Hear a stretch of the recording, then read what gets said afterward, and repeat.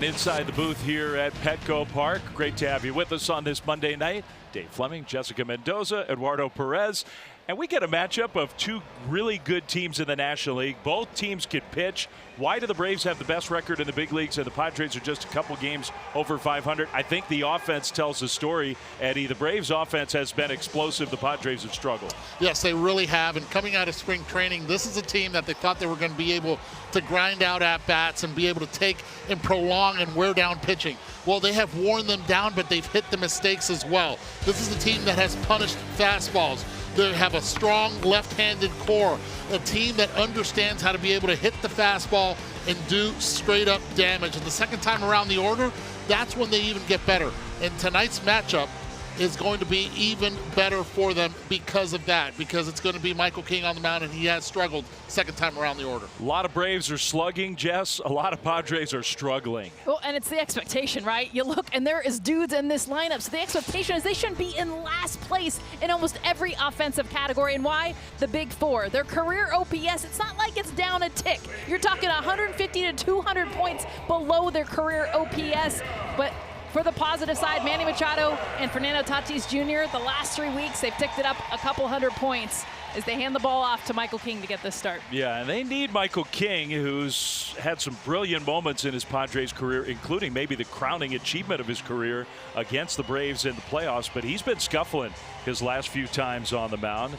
And against an explosive Atlanta offensive team, it'll be a challenge tonight for Michael King.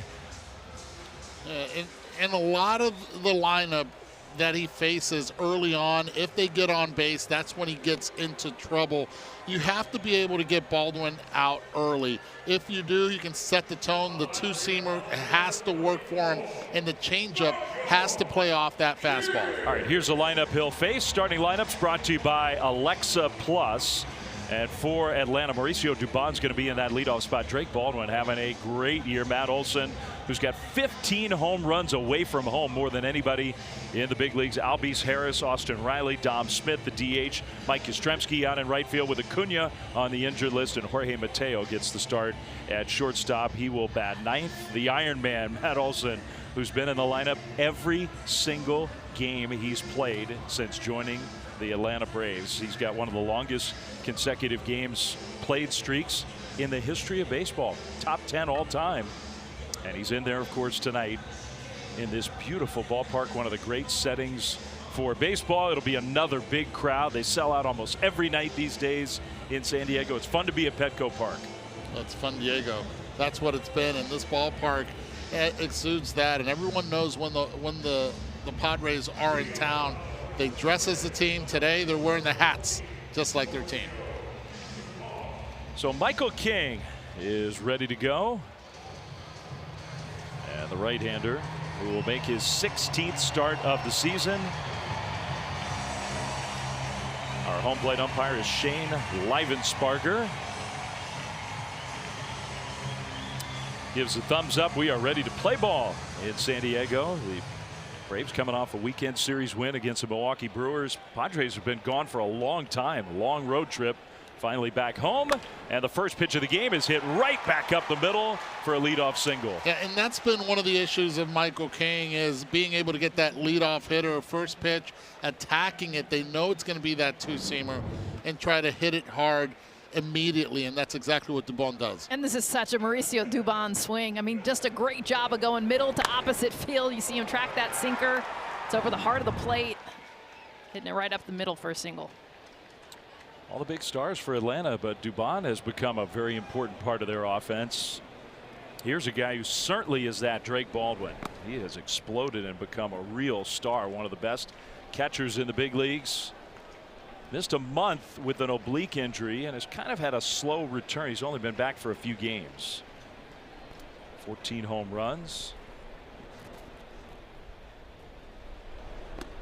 This is one of the intriguing matchups that I wanted to watch. King has to live down in the zone, and guess who's a really good? We got our first challenge right away. ABS system powered by T-Mobile. Yeah. Rarely see those in the first inning. And right there, that's the catcher saying, no, I want Michael King to get this pitch. And I think psychologically it'll work well for him. I saw one in Miami on Saturday. First pitch of the game was challenged. First pitch. Baldwin out in front of the changeup. So now the count is 1-2. The biggest thing with Baldwin since coming back from the oblique injury is the sequencing, getting that whip action. It was that front side oblique. It's one of the things that he's been challenged with. 1-2, and he got him. King with another good changeup, so backed it up and gets his first strikeout. That's the first out of the ball game. Made him chase twice out of the zone, and being able to throw that off-speed pitch effectively down and away gets Baldwin. You can tell he's pulling off a lot of the pitches, not recognizing that changeup.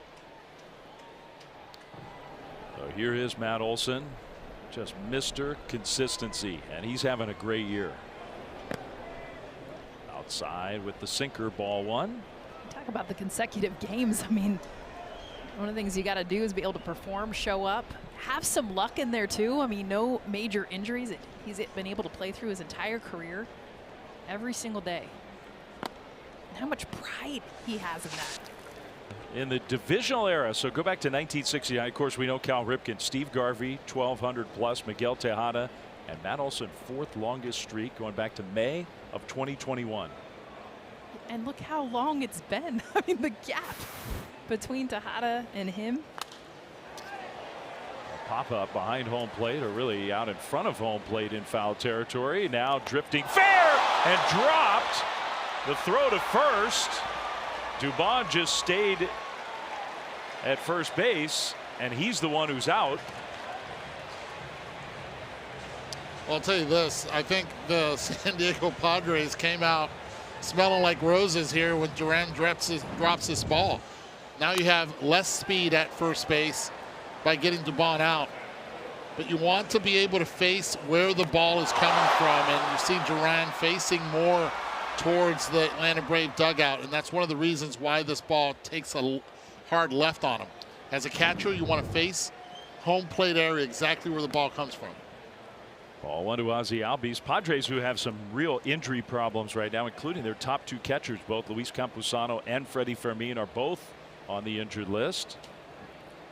So this guy's up and playing a lot, and overall he's done a pretty good job. I mean, there's really nothing for Mauricio Dubon to do.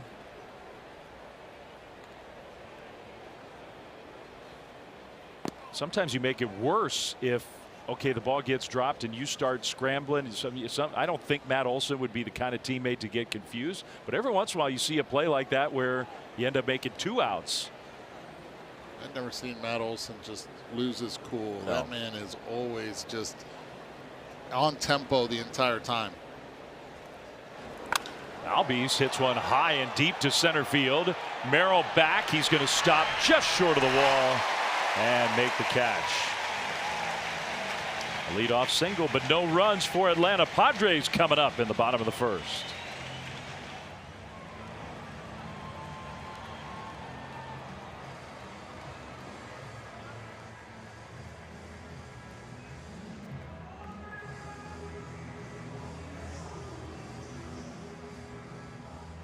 Padres will come up in the bottom of the first. Happy to be back home. Starting lineup brought to you by Alexa Plus. Tatis Jr. Jess talked about his struggles, but maybe some encouraging signs here recently. Merrill Machado, Gavin Sheets has been swinging the bat well. France Bogarts, Will Wagner, and then Duran and Samad Taylor's turned into kind of a fan favorite around here.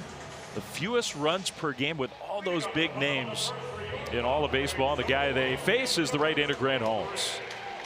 Grant Holmes, and this is one guy right here that has to not just focus on the first time through the order, but the second time. Can he give him distance? If he's able to do so, those numbers right there will go down. It's a veteran team, a veteran lineup, especially at the top of the order. See a lot of off-speed stuff from Holmes. He likes to spin it. The curveball, the slider. Tatis takes a sinker for ball one. He really leans on the slider and the four-seam fastball. Those two pitches make up pretty much 80% of what he throws. Got the call there. Last time out, he went 2 innings and the game got suspended by rain. So it's been a week plus without a whole lot of game action for Holmes. So who knows? There's a 95-mile-an-hour fastball. Maybe his arm's feeling fresh. Yeah, and not only is it feeling fresh, he knows that Fernando Tatis can match the slider, and so he has to be careful with it. The fastball's been beating Tatis, and he's been beating himself up, especially on the ground. Slider. That was one where maybe Drake Baldwin was thinking about, but I think it ended up being off the plate. Yeah. Good no challenge. It's amazing how closely now I'm watching catcher's body language. Yeah, because it's got to be immediate. And how quickly they have to buy in, especially in the first inning. You're going to tap that helmet, you got to be sure. So full count here, 3-2. A little jam shot, and Olson's not going to be able to get there. Just a foul ball. That's the type of swing that you'll look at Manny Machado on deck and just smile and say, wow, I just got away with one right there, because he knows it was an ugly swing, but at the same time, great action on that fastball running in on him 3-2. Most guys, this is a sword, though. You swing and miss. Only Tatis. Watch his hands just late. You see how late he tucked them in just to make contact.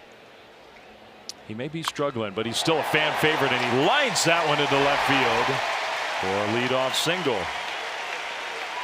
And you pointed it out, Jess, the numbers overall are real down for this guy, but lately a whole lot better. Well, look at the contact that he gets on a pitch that's up and in. I mean, this is a sinker riding under the hands, and he just had that ugly swing. They go right back attack. This one's a little bit more over the middle of the plate. Beautiful job getting to that inside pitch. Eddie, you talked about it. Had struggled with the fastball. Good adjustment there. 108 off the bat. The one thing he has been doing is hitting the ball hard. Just trying to get that launch has been his issue. And that's a step in the right direction, a swing like that. Off the ground, the low line drive swing. Full side also, not on the ground. Huge improvement. Always a threat to go when he's at first base. Jackson Merrill. And a pick over. He might have been leaning. Baldwin's got a very strong arm behind home plate, so you got to get a good jump and a good read on the pitcher if you're going to steal against Baldwin.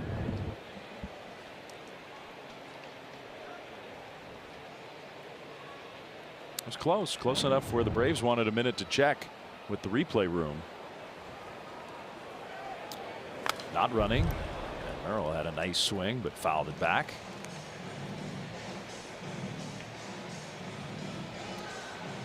Another one of the big Padres stars, just with numbers that don't look normal. .216 batting average.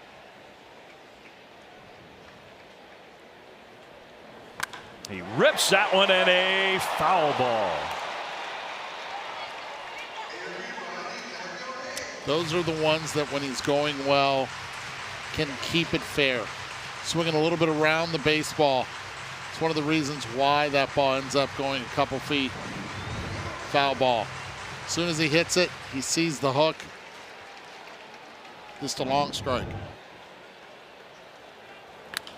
Fights that one off. So it's still 1-2 to Jackson Merrill. Just underway, no score, bottom one on this beautiful San Diego night.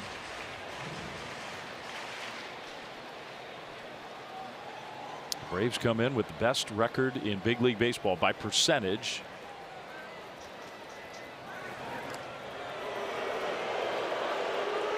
Braves have their own injury issues. We talked about some of the Padres injuries in the top of the first inning. Their catching core is beat up. At Atlanta missing Ronald Acuna Jr. Lots of their top line starting pitchers are down right now. Got it. Barrel goes down for the first out. And that's that slider right there that Holmes is going to need for that swing and miss. He sped up the bat with the fastball. And then after that, he goes to his bread and butter. Same slot as that cutter. He fall down the right field line. So here's Machado. The power game has been there for Machado. The batting average just is hard to believe. Machado is going to challenge that one. So we got our second challenge already. He's going to lose this one. Yeah.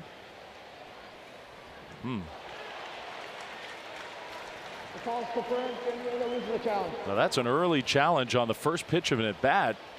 Now the Padres only have one ABS challenge left for the rest of the night. Machado to right field. Yastrzemski will glide over. 2 down. That turns into a pretty rough at bat when you use a challenge up that's not successful, and then on the very next pitch you make an out. Yeah, that's almost like an 0 for 2 right then and there. You know, but and that's been the struggles of Manny. It's the strangest profile that I've seen in this lineup. And one of the big reasons is he's been struggling off the off-speed pitch, a pitch that he's done well in the past and has not been able to find barrel and do damage with. So now Sheets throw over again, and Tatis dives back in safely. Sheets has got 12 home runs, so he's given the Padres a nice boost when they have needed it. Got that very upright batting stance. Strike one on the slider.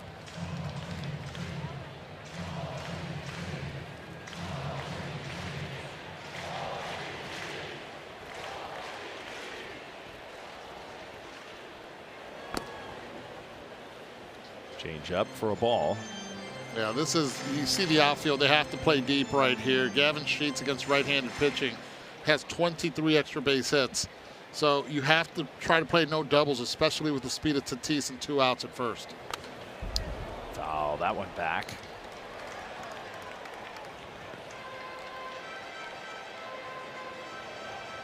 We were talking to Gavin before the game. His dad's here for the first time this year to see him in San Diego. His dad was a longtime big leaguer and really good player, Larry.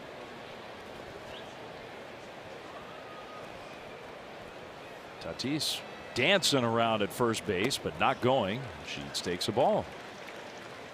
Wouldn't be surprised if we get a pickoff throw right now. Try a little throw over, 2-2 count, 2 outs. Tatis has been moving around a lot over there, but hasn't yet tried to steal. Another foul ball, back out of play. Tell you what, Gavin has been playing a lot of outfield as well, and you can tell he's trimmed down. Yeah. We were having this conversation earlier on the field, and I'm like, whoa, what'd you do? He goes, I'm playing defense. I'm like, wait a second, you can catch fly balls too? What a novelty. You made him laugh at that one. He's burning some calories out there. There's your pick over.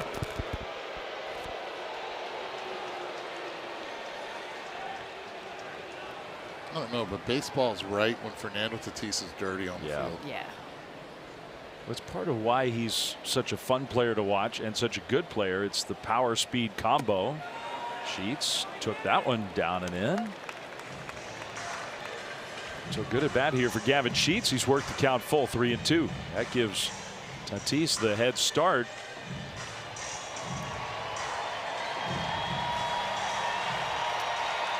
Well, this could be fun on any regular base hit if Gavin Sheets is able to do it, to watch Tatis run. There he goes. Sheets went around, strike 3. The home plate umpire made the call himself. That was a swing, and that ends the inning. Both teams had a leadoff single, and neither team scores a run. We are 0-0 through 1 at Petco.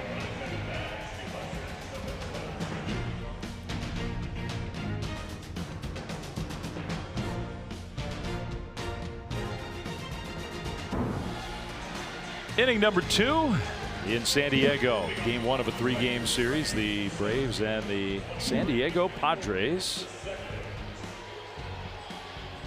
Michael King against Michael Harris, the second. He's been a little banged up lately. When he's been in there, he's having a really good year for Atlanta. And he takes a sinker for strike 1. Has had a few back issues recently. You got Harris, then Riley, then Dom Smith against King. And that is the story of Harris versus King. Can he control the strike zone? Can he stay in and not chase out of? If he can, I think he's going to win at bats. If not, it's going to be King's night. in the dirt, 1-2. And last time out, Michael King really struggled with his command. Just a lot of big misses, some walks, some hit. He was most frustrated, I think, with the sort of the wasted pitches, the easy takes. Some pitchers call them non-competitive pitches. Well, he didn't have the swing and miss, and I think when you're missing the swing and miss, you start nibbling. You start getting more around the plate instead of over the plate, trusting your stuff. And when Michael King's going right, it's because he trusts that he's going to get the swing and miss, isn't afraid to challenge hitters. Braves fans sure remember the swing and miss from a couple years ago in the playoffs. That's the kind of pitch right there. That's that changeup right there. Non-competitive pitch right out of the hand. He was trying to do the same thing he did to Drake Baldwin in the first inning. From 0-2 to 3-2. Harris lines one into left center field. That's a base hit. So he's aboard with a leadoff single. ESPN Baseball is presented by Liberty Mutual. Bundle and save on your car and home insurance. These two teams do have playoff history. In 1998, Padres beat Atlanta on the way to the World Series. And then in 2024, a 2-0 wild card series sweep on this field over a good Atlanta team. And this guy on the mound tonight, he was the star. Just an all-time Padres playoff performance. As Riley swings through the fastball. Now, Riley has struggled with fastballs up, and King now has to be able to execute up in the zone, something he doesn't traditionally do.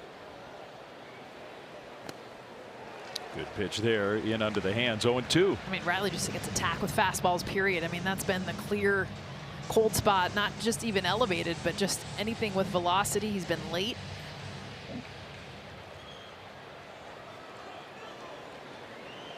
Not having his typical season.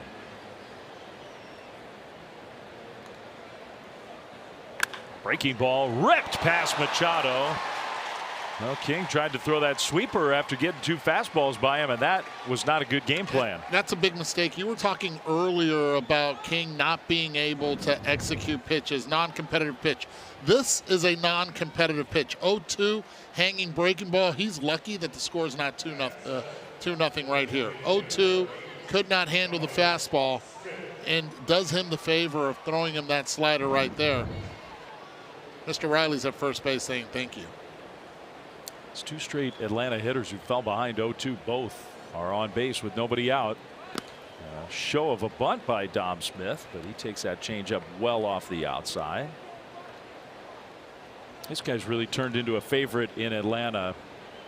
One of the good guys in the game, Dom Smith.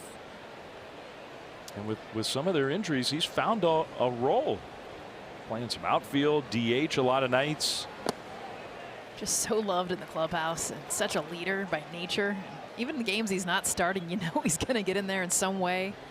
Off the bench, help this team. Grinds every day.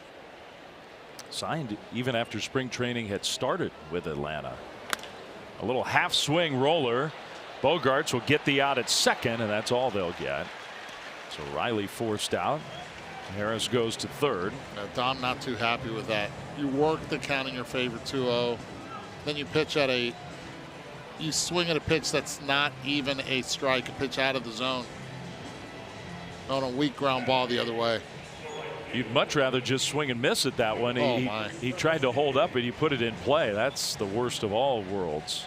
I guess the worst would have been a double play. A harder hit ground ball. It would have been an easy double play. So here's Mike Yastrzemski. First year in Atlanta for Yaz. A lot of games in his career in this ballpark. All his time in the NL West with the Giants, and he hits a little dribbler. Harris does not break from third. And they get the out at first on one pitch. Yastrzemski retired. Smith goes to second, but that's a big second out. Yeah, and that's smart base running by Harris. He would have been nailed at home plate on that one, and then you have runners at first and second instead of second and third. He reads it immediately. He knows King gets off the mound. He would have gone home with it. Immediately stays, and they get the out, and they still live another day with two runners now in scoring position. So now it's up to the ninth place hitter Jorge Mateo. Strike one to him. Braves had first and second, nobody out. King trying to work through it.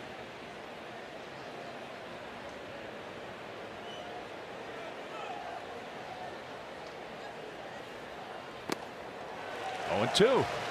That's it right there. It's the sinker sweeper combo there at the bottom of the zone, right at the knees, thrown through that same window when he can get it right.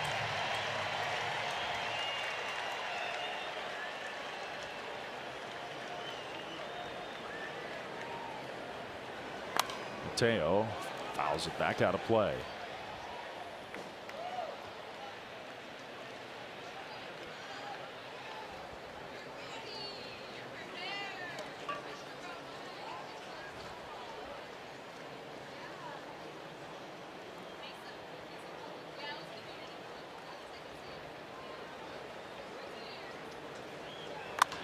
Mateo to center field on a line right there. Merrill out number 3. Great chance for the Braves, but they don't score.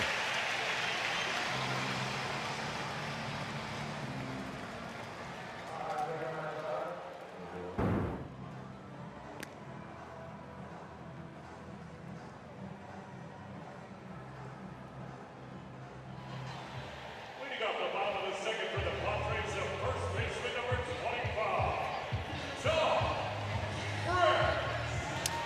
And that is always a scene. The Padres-Dodgers rivalry has become as intense or more intense than any other in baseball over the last 5 years. I mean, even talking to the guys before this series, they're like, the Dodgers coming to town. Like, they were already talking and getting amped up, and it's like playoff baseball. First pitch swing, and Riley cut right in front of Mateo, who was not distracted, fielded it, and made a nice throw across the diamond. That turned into a pretty good play. A pretty routine type play that he made it nonchalant. Mateo right here, not interrupted at all by Riley going to his left, and that's exactly what you're supposed to do. Keep the focus, and an easy, strong throw right to Olsen at first. He got him by 4 steps. 1 pitch, 1 out. Pitcher's best friend. Bottom of the second, no score. Bogarts takes a ball. For the first few years of the intensity of the Dodgers-Padres rivalry, Dodgers fans would just take over Petco. And there's still going to be a lot of them here, but Padres fans really took that personally. And they're selling out almost every night now. The Padres have as good attendance as almost any team in baseball. Yeah, it's one of those sneaky fan bases that doesn't get talked about, but this place, I mean, and they know their baseball. They're coming night after night. I mean, why wouldn't you? Look at this setting. Monday night right now, right? Monday night. Just look around. Packed. And you saw the shot of the stands. It is a hat giveaway, but whether there's a giveaway or not, you don't think they coordinated? Hey, everybody, wear your white Padres hat tonight. No, it's a giveaway. The Western snapback hat. I will say this, even if it wasn't a giveaway, it'd be just like this. Yeah, exactly. Bogarts draws the walk. You think those will make it to the booth? You want one of those? Is that what you're trying to say? 2, probably, please. Eddie will disappear somewhere in this game, and he'll bring back hats. Oh, man, they're so go cool. find him. Well, that's a good-looking giveaway lid. Line drive past the range of Albies into right center. Will Wagner with a 1-out single. Padres have 2 on. How about just off the hands, find a way to get it through. Nice job by Wagner. First pitch is getting this fastball. We've seen just similar to Tatis, tuck the hands in and get enough. Not hit hard off the bat, but enough to get through.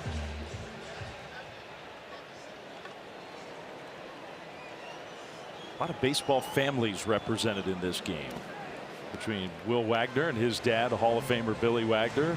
Mike Yastrzemski, whose grandfather is one of the great Red Sox of all time. Fernando Tatis. We were talking about Gavin Sheets' dad is here tonight. That's right.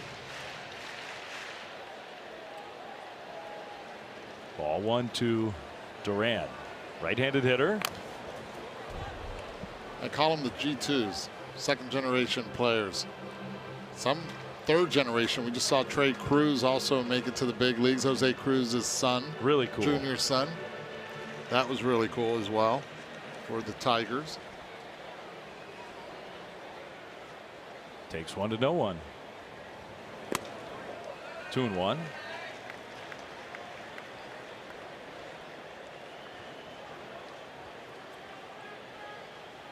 Had the pleasure of playing with his dad in St. Louis. His dad had some great years, great moments. On the ground is short. Could be two. There's one. Throw to first. Got him double play. So Holmes gets the ground ball. The Braves turn two. Padres threaten but don't score. We'll go to the third here at Petco. He was hustling, but he is out.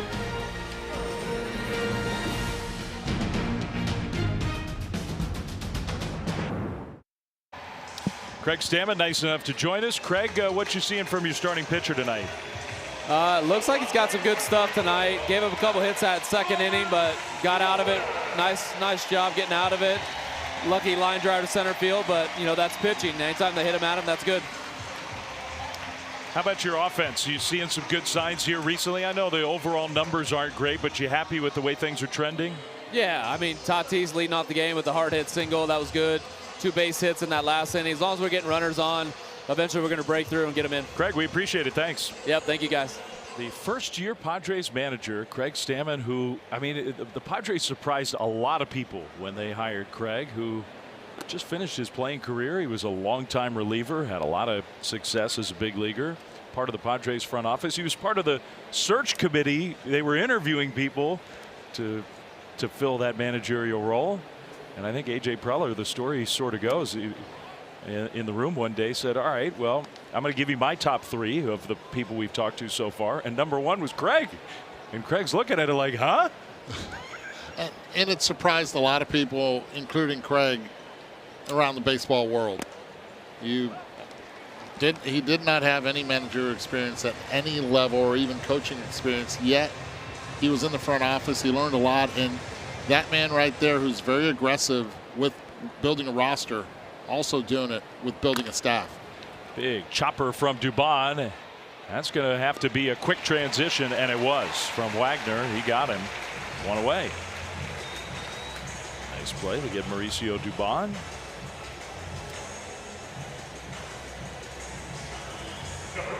And with 1 out and the bases empty, Drake Baldwin will come up. You figure both of these teams actually are going to be aggressive as we get toward the trade deadline. When you're the Braves position and you got young stars like this guy having great years, you're sort of obligated in a way to go all in. You really are. You have an opportunity with an elite first baseman that can slug, a catcher that can slug as well, and an infield that can do a lot of damage with a superstar that is not healthy right now in Ronald Acuna Jr. that will be back. I think this is a team that does believe that they can go deep in October. You got an ace, you got a closer. I mean, a lot of pieces are in place for a team that could go a long way. You got Drake Baldwin too. I mean, just young talent. Strike 3 called. That's a heck of a pitch. And one of the big reasons is he's lived down in the zone off Baldwin, enticing him to chase the pitch that he likes. His eyes are down. This pitch appears a lot higher than it does for him, and it sinks late, right in the zone. Excellent execution by Michael King. Just perfect. So 2 down. King's got 2 strikeouts. They're both of Baldwin. Well, you don't see the 2 seam elevated very much, too. So for Michael King, when you're going up, you're expecting the sinker where you just saw the last one, especially as a left-handed batter. You're looking more middle away on that pitch. But if he can get it up and in like he did, that is going to scare a lot of lefties. Big bouncer. That's a fair ball. France will take it to the bag. Olsen retired, and Michael King, nice job there. That's the top of the Braves order, and they are gone very quietly in the 3rd.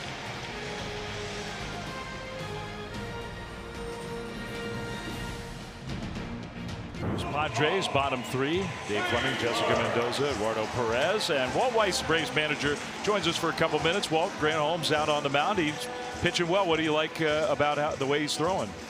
Yeah, ball's coming out good. You know, Grant's got a good arm, man. He's been a good pitcher for us. Spins the ball really well.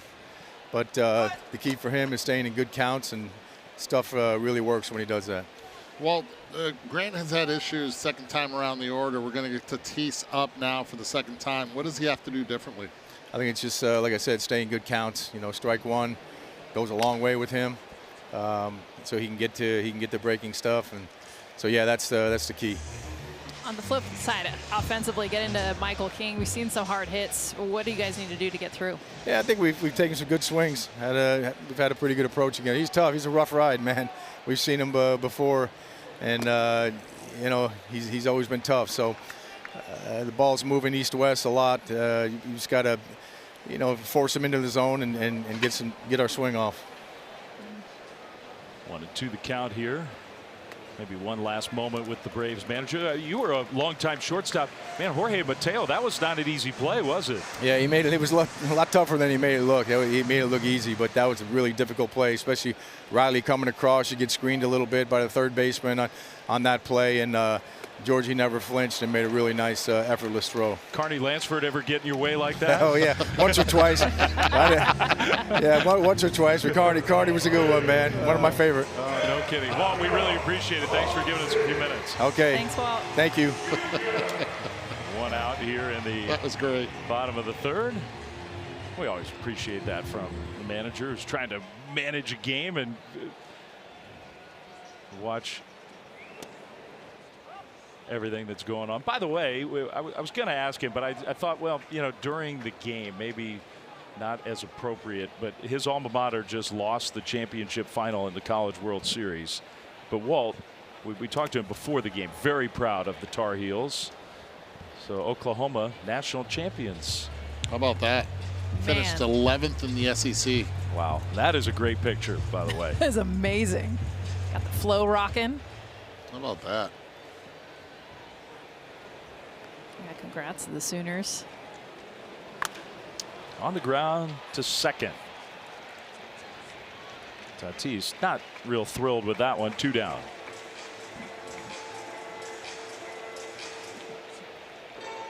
That's kind of been the story with Tatis when he's going wrong is weak ground balls. Talk a lot about pull side of the air and how that's gone down. You see it there with his swing path to the ball, just that attack angle down late. Yeah, and the breaking pitch got him off balance. Slider misses up to Jackson Merrill. Much more positive lately for Tatis. I mean, still sort of shocking to look at the stat sheet and see 2 home runs. It's shocking through 50-some games to only see 0. Oh, Grant Holmes, nice inning. 10 pitches and the Padres are gone just like that.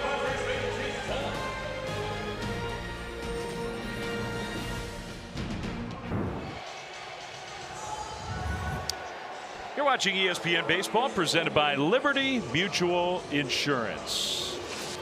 Make your favorite players all-stars. Scan the QR code right there to cast your 2026 Konami EA Baseball MLB All-Star Ballot daily, or visit MLB.com/vote.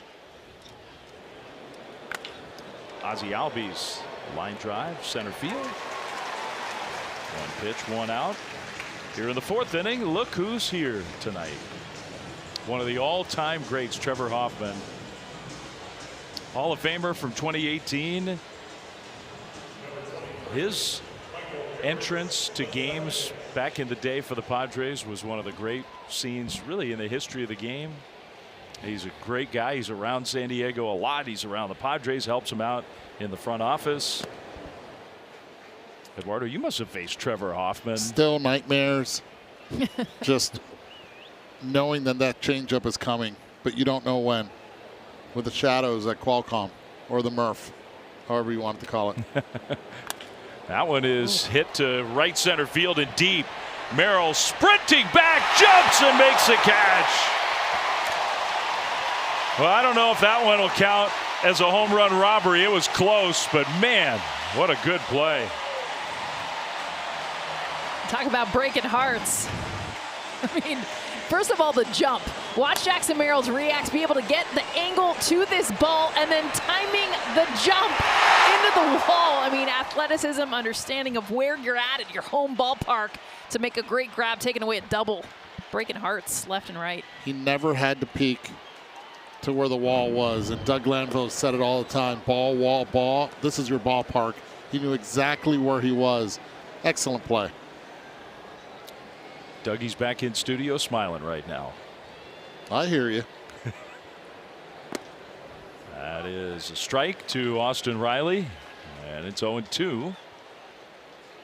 So Michael King, real positive for him tonight.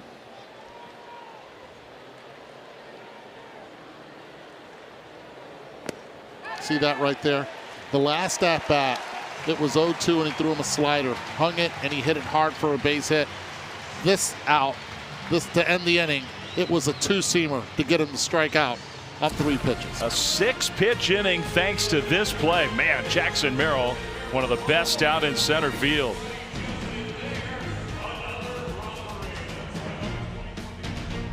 The MLB app has you covered all season long. Get personalized highlights and push notifications just for you. Download the MLB app, the #1 app for live baseball. Machado got buzzed, not by the pitch, but by a bug. Did you notice that? Ball 1.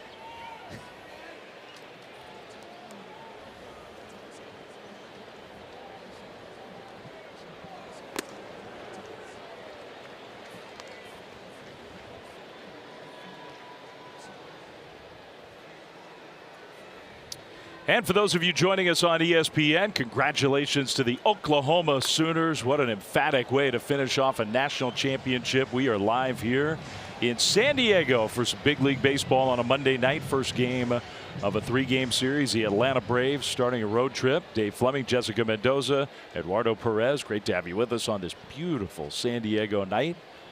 And a pitcher's duel.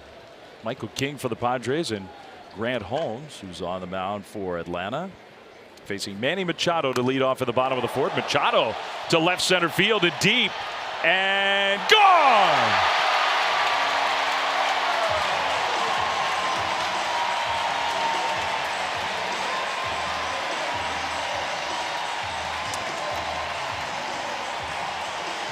First at bat against Machado.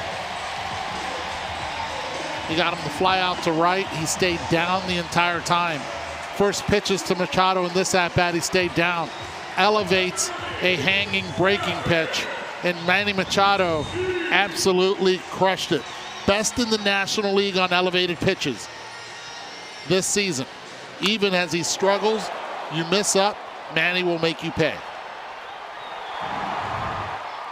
His 14th home run of the year. I mean, it's amazing. He's got the lowest batting average of any player in baseball. Manny Machado, one of the great stars of the game. Lowest batting average, but he's hitting for a lot of power. Well, and the slug has been there. That's the crazy part about his at-bats, and it's coming back. Obviously, the home run there, but the last 2 weeks, you're starting to see just the way the ball's coming off the bat, the way he's hitting gaps.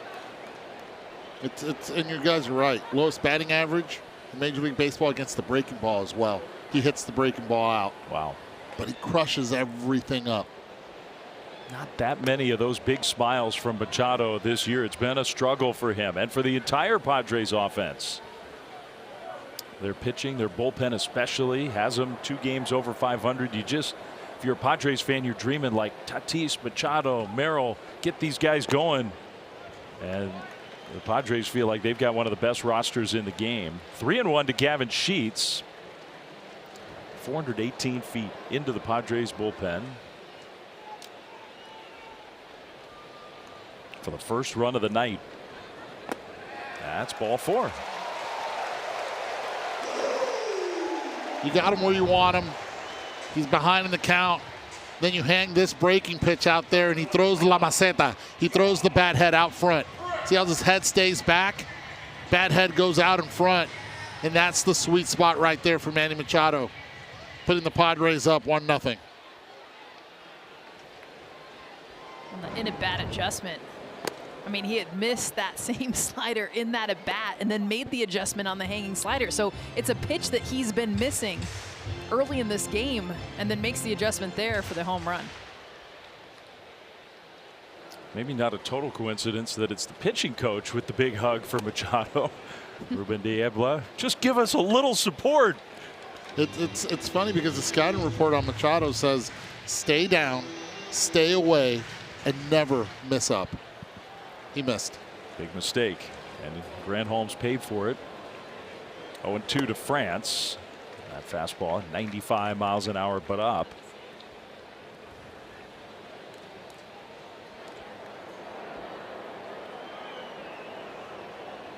And Machado's continued to play excellent defense at third. Just not having his normal offensive year so far. Foul by France on a slider. Well, for Grant Holmes, part of the issue for him has been the second time through the lineup. This is now the second time through for the Padres. A home run and a walk. That slider's the pitch he leans on. That's what's gotten him all the swing and miss in this game. Also, the pitch he gave up to Machado.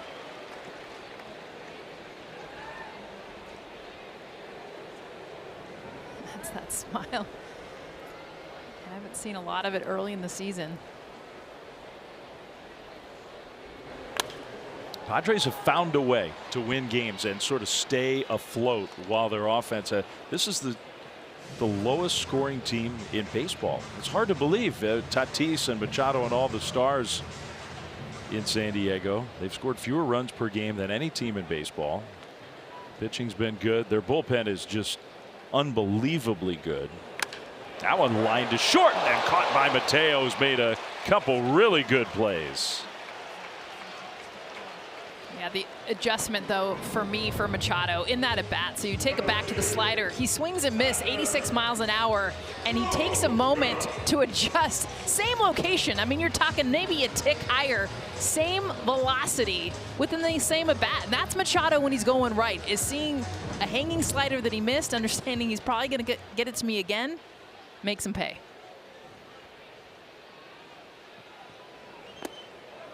And we spoke about it before the game even started with Holmes. It's the second time around the order. That's when hitters have been able to make adjustments. The numbers stand out.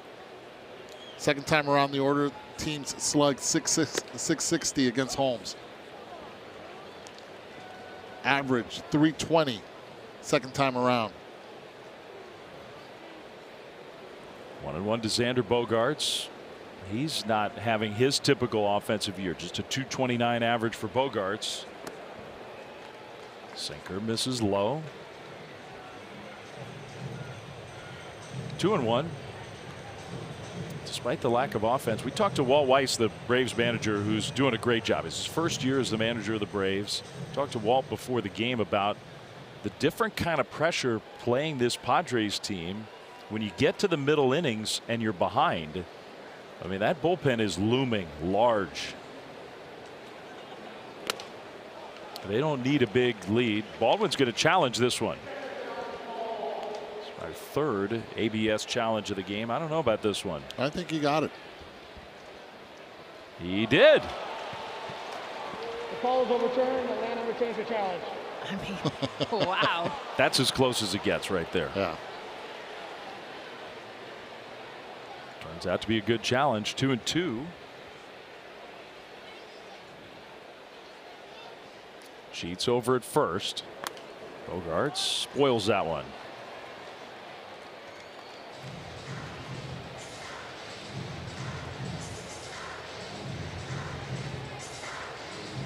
Atlanta's got the best record in big league baseball. Braves have just been excellent overall. Going through a little adversity here of late. There's some injuries with some tough travel. They're starting a week-long trip here to California. They'll play 3 against the Padres, 3 over the weekend up in San Francisco against the Giants. But Albies, Matt Olson, Baldwin behind the plate.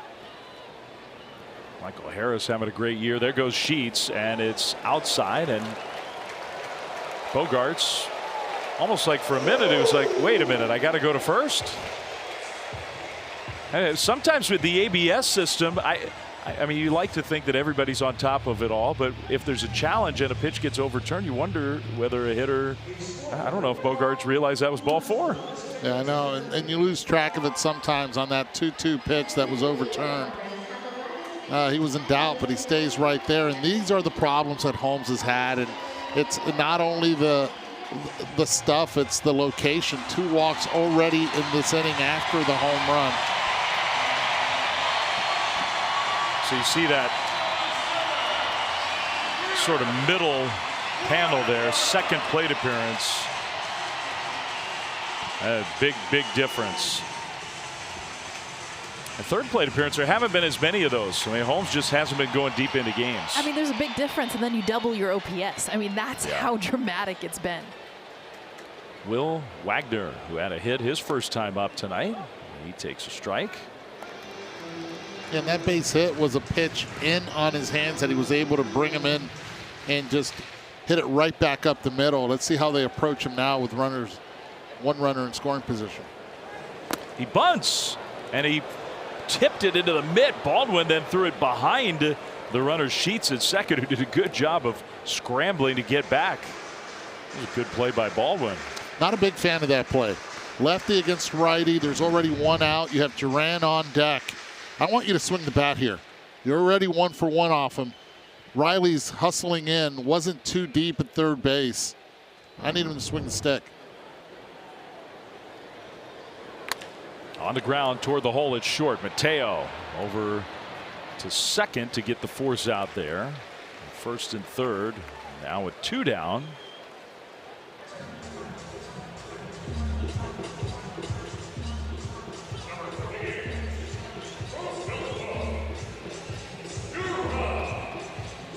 The guy Eduardo was talking about, who's not one of the stars of this Padres team. He's doing a really solid job with 2 catchers on the injured list for the Pads, Rodolfo Duran.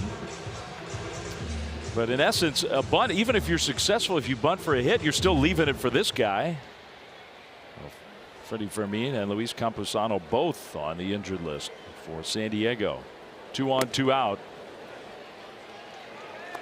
Backup slider misses in, ball 1.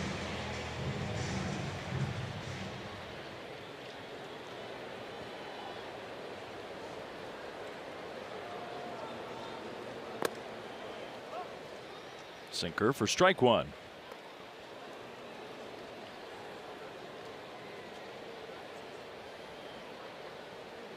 Grant Holmes trying to finish off this 4th inning.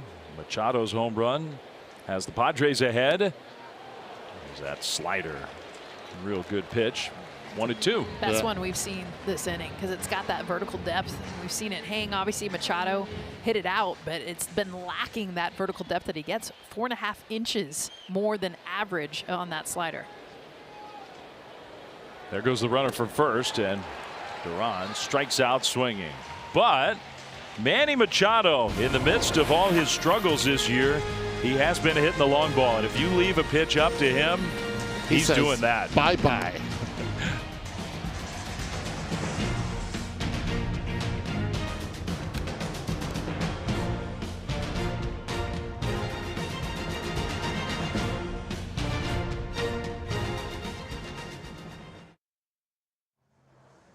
King, who came in 0-4 his last 5 starts, has really been struggling. He's pitched well. He's got some help from his defense. Jackson Merrill, who's the king of the home run robbery, almost took one away, made a great catch. And Manny Machado, no one was going to rob that one. 4-18 into the Padres bullpen for his 14th home run of the year.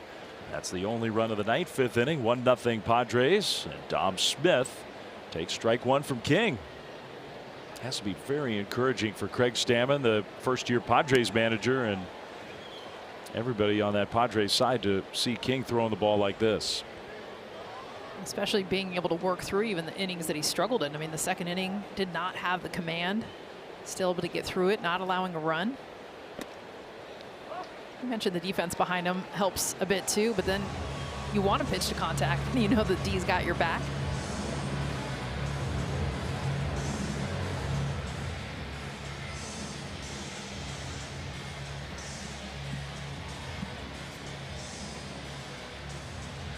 So it's 1-2 to Dom Smith.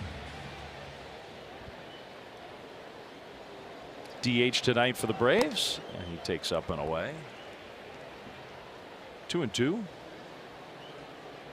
Atlanta had a leadoff single in the first. They had 2 on, nobody out with back-to-back singles in the second.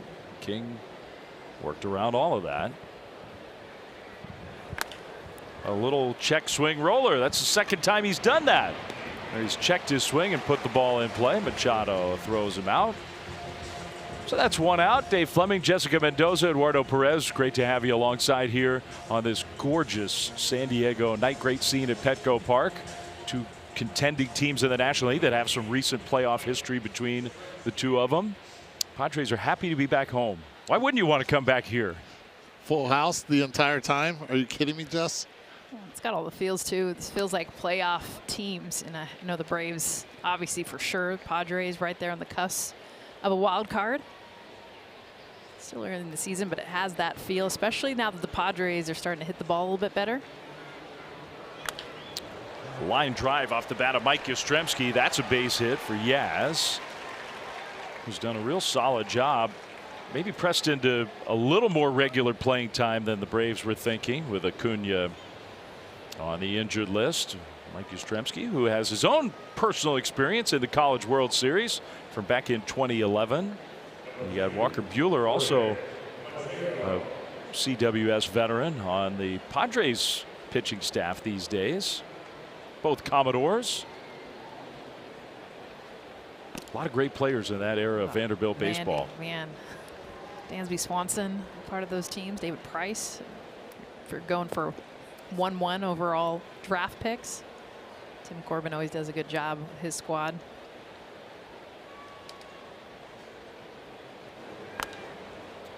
Mateo fouls that slider straight back out of play.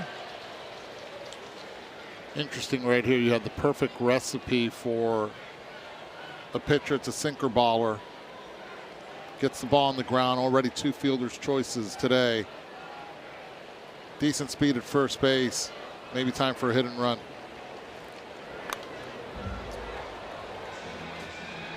And that's a call. Usually you don't see a lot of hit and runs in today's game.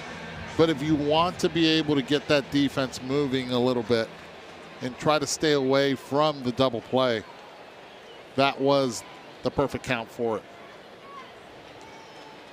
I like it. I mean, and it's not just because I miss it in baseball. It's a fun play. I think there's a lot of spots where it can be still a really effective play. Absolutely, especially with that sinker ball type pitcher on there where you can stay away.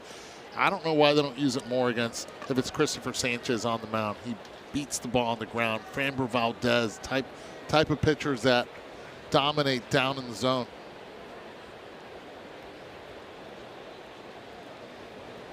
Way outside. That's been a struggle for Michael King, and he was really frustrated after his last start. Just the huge misses. It's just a wasted pitch.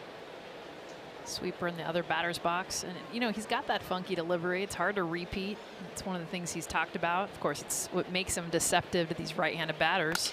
Mateo out to left field, but hanging. Taylor is there. 2 down.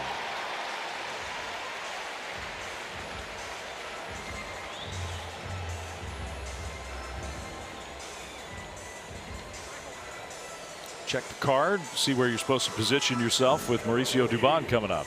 I know, and I had a conversation with Dubon about that. I'm like, okay, who are you?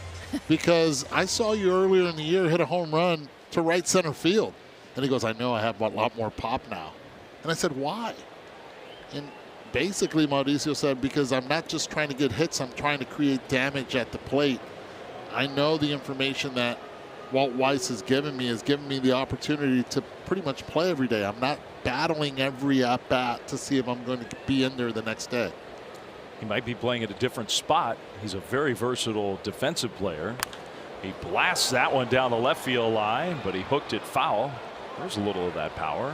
I would say that out of all the star players that the Atlanta Braves have, this one right here is probably their most valuable player. He started the season out at short. He can play so many different positions. When players go down, he becomes that win above replacement type player. That's a plus. He grew up idolizing the Braves. I mean, down in Honduras, the only games that he could watch were on TBS and some Sunday Night Baseball too. But he said, I only knew the Braves and Chipper Jones and Andrew Jones, and be able to be playing for the team he always dreamed of. But that consistent playing time is why you see him taking more risks with his swing. Took that one for a strike. They give out that utility Gold Glove award now, and he's won it twice, right? If I'm not mistaken, 3. No, it's and he wants it again. He's to the point where, look, I want to win it every year. He takes so much pride in it. Great block by Duran. And every year he goes with a different family member too to go get it. In New York, it's great. In November when they have the gala, he shows up for it. He was telling me about that recently, about being in New York for the ceremony to pick up that Gold Glove hardware. 2-2. Way outside. You see the body language of Michael King. A lot of his big misses tonight have been with that changeup.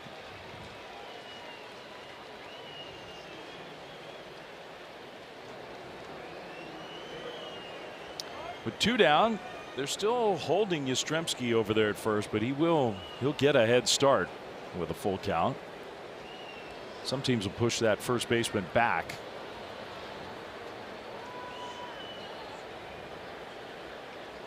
Padres keep France over there, trying to limit the lead in the jump of Yastrzemski. There he goes, and a foul ball.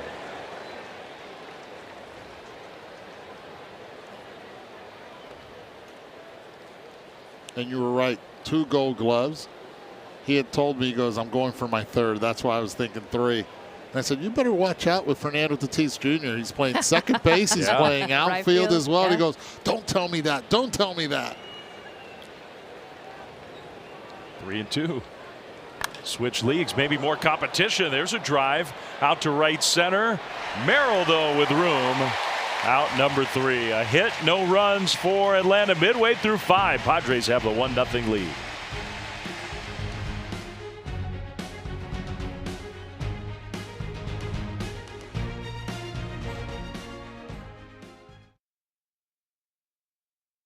Yankees Red Sox at Fenway. First pitch 1 Eastern on ABC. You can also stream it live on the ESPN app.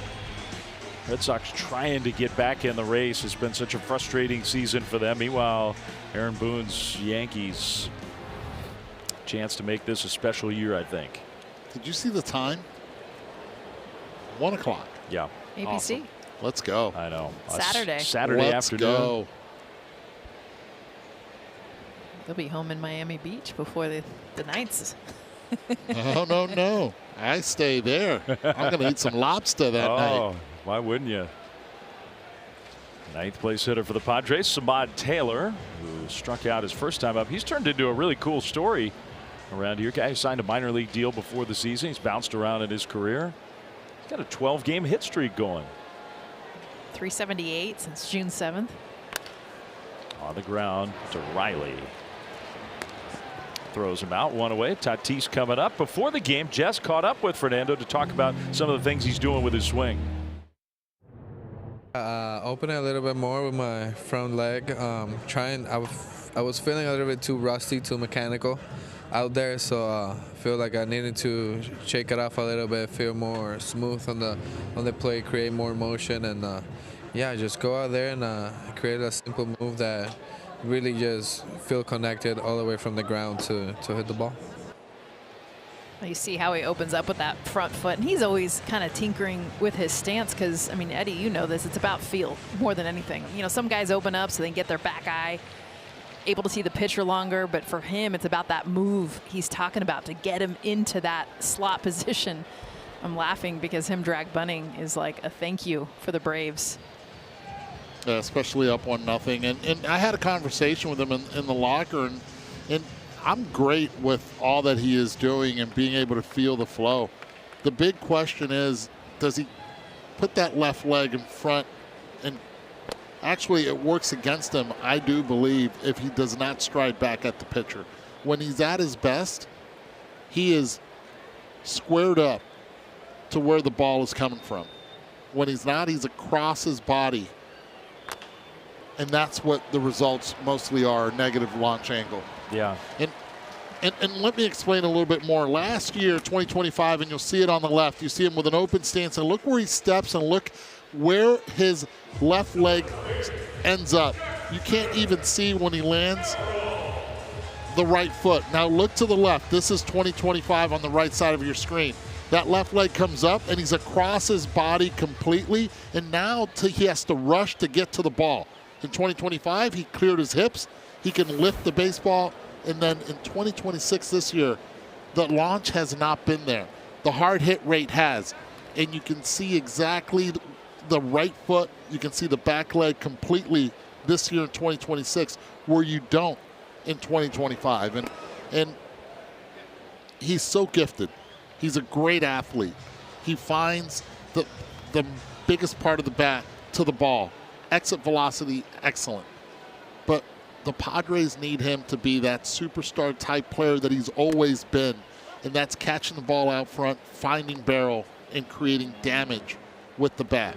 And he will. I mean, that's the shocking thing, because your point is hard hit rate. National League leaders, Wood, Cruz, Bowers, Ohtani, like some of the best power hitters in the league. And all those home run totals with the hard hit from those other guys. And then Tatis, look at his home run number. In the definition of barrel, right? It's hard hit plus launch angle. The launch isn't there. And that's what is frustrating to him. And it's just being able to stride towards the pitcher so he can clear the hips, and it'd be a lot easier to be able to get from point A to point B. He has the God-given ability to have always been able to do it. And I told him before the game, I'm going to show. I showed it to him. And what was his reaction? His reaction was pretty much what he had told you, Jess. He goes, I'm tinkering a little bit, trying to find that special sauce, that special, that perfect place. But I think it ends with where he lands and not where he begins. It's been weighing on him, that's for sure. 2 down, bases empty, 3-2, and that's ball 4. Merrill draws the walk. It's the 4th walk the Padres have drawn tonight against Holmes. A 2-out base runner and a guy with speed in front of a hitter who hit a home run his last time up. Manny Machado.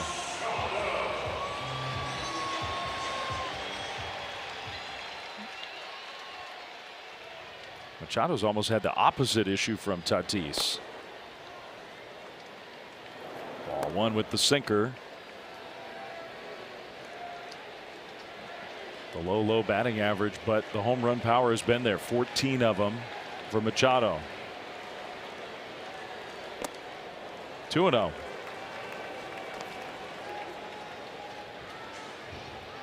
Braves do get the bullpen going now. Holmes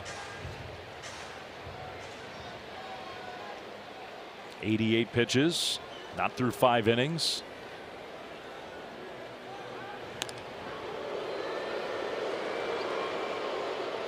Holmes' go-to pitch, the slider. Machado destroyed it last time, that 86-mile-per-hour slider in the zone.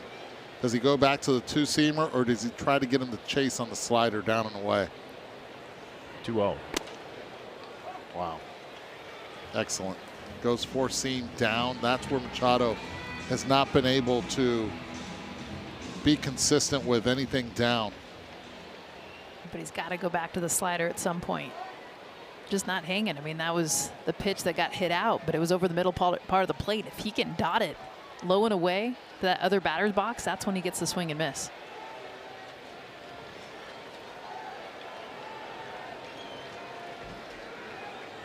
Two and 1 to Machado. That's a strike. He wants to tap his helmet so bad, but I think he would have lost on that one as well.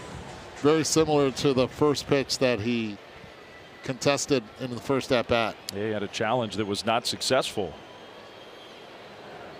That one's low for sure. Change up. Hasn't shown him the slider yet. That's interesting. That is interesting. It's his best pitch. It's when he throws 40% of the time. And yeah, you gave up the home run on a bad one, but that's the pitch I know I'd want to throw it again. I think it's coming here. Merrill takes off It was not a slider. It was a fastball very high. Back-to-back 2-out walks. Well, both of you would have chased and struck out on that one. Yeah.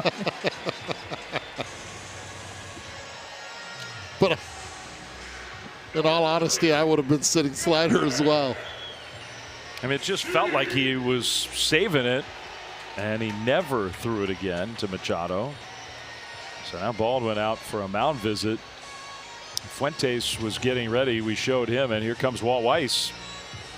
So with 2 on and 2 out, back-to-back walks. The Braves manager is going to point to the bullpen. Atlanta's trying to keep this a 1-0 game, bottom 5 pitching change. Back right after this.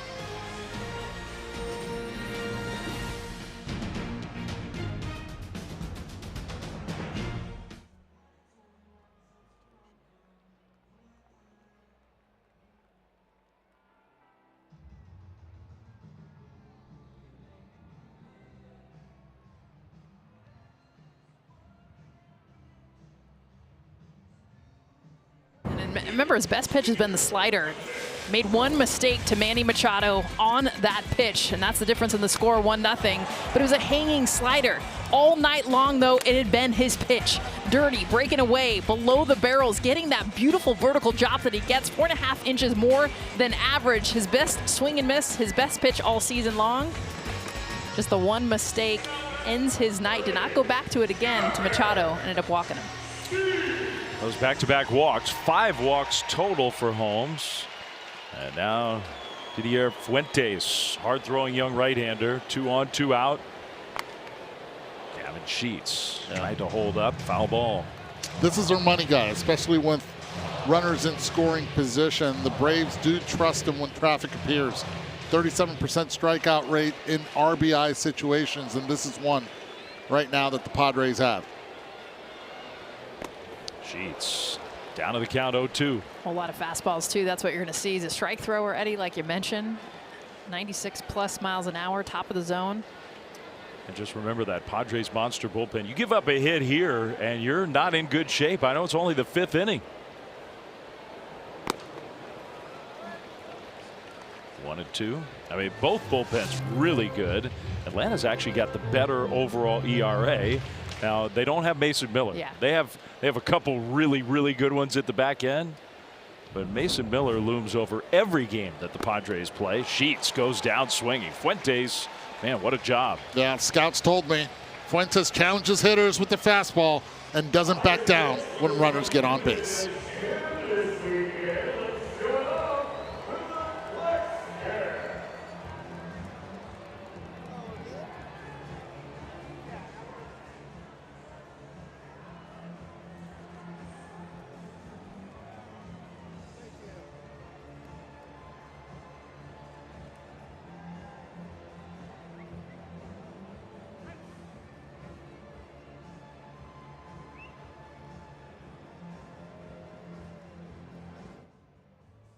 You talk a lot about. Yeah, I mean, it was definitely important. I think I actually finished a test here like right after opening day last year. So, I mean, that was a big thing that my mom was pushing, and I knew it was important to her, and it made it important to me. So, I mean, being able to finish something you started was pretty special, and I know, yeah, I mean, I'm really happy I did it. It was fun to walk across that stage and have a degree. It was great to catch up with Drake Baldwin, who strikes out swinging here on a changeup. Well, he's got to tap into that hockey mentality here, Jess, because he's 0 for 3 with 3 strikeouts. Yeah, it's definitely been something with that oblique coming back from the injury. And he talks about the torque and just kind of that sequencing that he's been off with. 3rd strikeout, 2 on the changeup, 1 on the sinker. They've definitely been attacking him low and away. It's 2 for 25 since, I mean, he missed a month. He missed a month. Did not have that many rehab starts to get back. They needed him back up here with all the injuries that they've had. And after that big swing that he had straight away center field home run, it's been a struggle for him, and rightfully so. And I think that was one of the points he was making with you, Jess, about the hockey mentality of if you're hurting, you're not feeling 100%, the game's not going your way, you could still help your team out. Yeah. And you talk to the Braves, everybody loves this kid. He was a Rookie of the Year last year. He made his big league debut here, got his first hit here, and after the game was over, went back and took that test to finish his degree. You finish what you start. I mean, it was one of the most beautiful lines. Tell it to every kid that plays a sport. That's lined up the middle by Matt Olson for a 1-out single. And I think the biggest thing is, yeah, he's got 3 Ks tonight, but you see what he's doing behind the plate and how much he leads as a young player, this pitching staff, and his hockey career. I mean, he led the state of Wisconsin in goals with 43. You do not see that with baseball players hardly ever. They play a lot of good hockey in Wisconsin. That's no joke. I grew up in Puerto Rico. I can't tell you, man. That's way too cold for me. The coolest thing is he started and this is what blows my mind growing up in California, warm weather, is he said he started playing hockey because there was a lake by his house. So he just went out and skated. I'm like, were you afraid you were going to fall through? Like, how does that work? You just grab skates, jump on the lake? It's that frozen. On the ground to first. France steps on the bag. They got a tag. Olson, and the throw is missed by Bogart. So Olson, I don't know, maybe it hit Olson. So it might have hit Olson and deflected away. That would have been a double play. This is a Gold Glover at first base last year, winning it. Watch the left hand. Oh. Hits right off the left hand. If not, perfect throw by Ty France, and this is going to be a tough error for him. Excellent reaction. He did everything right. That's a little scary for the Braves. I mean, this is the Iron Man. That's a little dangerous, that play. I guess for anybody else, a normal human. Yeah. Olson is like, A little gnat got me. He's moving his hand around a little bit. I mean, that's like 80 miles an hour off the knucks. Well, with the blazing speed, you can take some of that mile per hour off. Change up to Harris. And Matt Olson, the last time he missed a game was May 1st, 2021. He got injured in batting practice. He didn't even get hurt in a game. He got injured in batting practice. He missed 3 games back when he was still with Oakland. He's never missed a game with Atlanta, ever, since he joined this team. He's got the 9th all-time longest consecutive games played streak in the history of baseball. He posts. And to honor Rick Sutcliffe, the best ability is availability. That man right there has it. That's the tying run at third for Atlanta. 1-2 up high from King. So big pitches here in the 6th inning. Michael Harris, who has hit the ball hard twice, a line drive single, and he hit the ball to the wall in center field. It was caught leaping by Jackson Merrill. Olson's got a big lead. Machado's nowhere close to third. Ground ball fair. France has it, and he'll feed King, covering for the out. So a hit, an error. That wasn't really a fair error, but it still was one. But King pitches through it.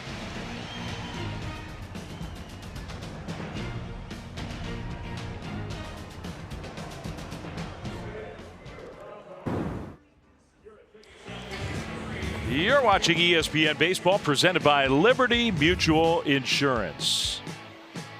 Here in San Diego. Play Ball is baseball's global youth initiative to highlight the fun and accessible ways to play our great game. To learn more, including how to find a league near you, scan the QR code or go to playball.org and follow @playball on X, Facebook, and Instagram.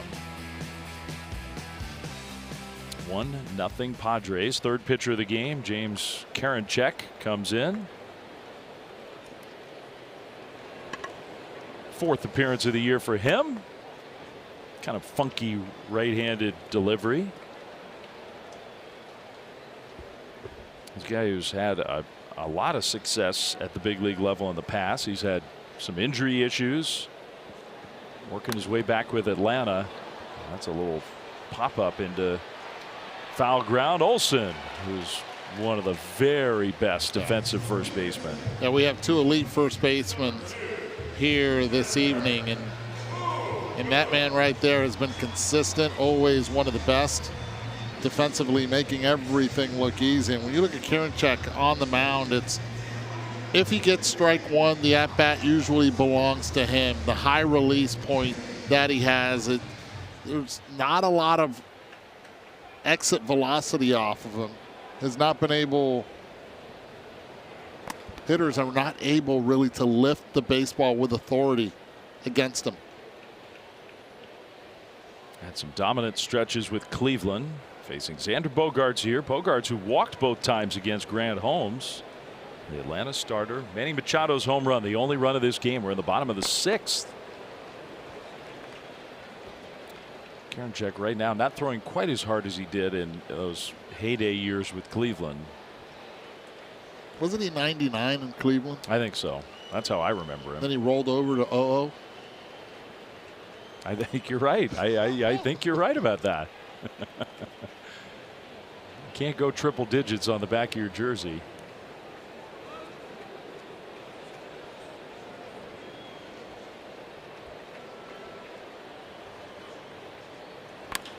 Bogaerts skies one down the left field line toward the little home run porch down there, but Dubon right against the wall makes a catch. Not real close to home run distance, but not an easy play for Mauricio Dubon. Not a lot of room in foul territory, and so his understanding of where the wall is, a lot of balls drop there because guys pull up knowing that the wall is looming. He's got to run full speed, get to this. A little bump off the wall. It's one of my favorite features of this beautiful ballpark. Will Wagner takes ball 1. The corner of that old historic Western Metal Supply Company building is in play. That's the foul pole, the corner of the building. That's cool. Yeah, that really is. And that building's been here since the 1800s, I think. And they built the ballpark around it. Hit off the brick. It's possible that I made that up, but it's been here for a long time. I'm like 1800s. It sounded real. It sounded truthful. It's been here for a long time. They put those balconies in. You could watch the game from up there. But the building is in play. 2-0 to Wagner with 2 down and nobody on.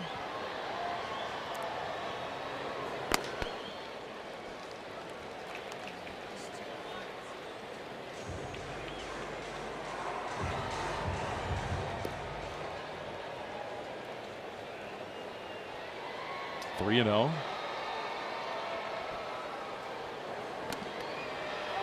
There's a strike. We've been talking about the bullpens. The closer Mason Miller. We got Suarez and Iglesias on the Atlanta side. Will's dad was one of the all-time greatest. Billy Wagner. He takes a walk. Will does. 2-out base runner. Will's carved out a nice career for himself. Was with the Blue Jays, off-season trade here in San Diego.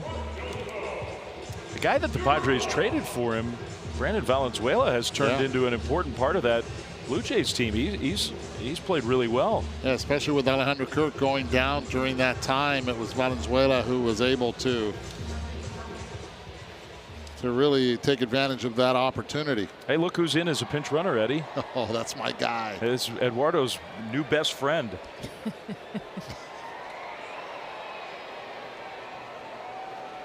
There he goes. First pitch running, the throw, and safe.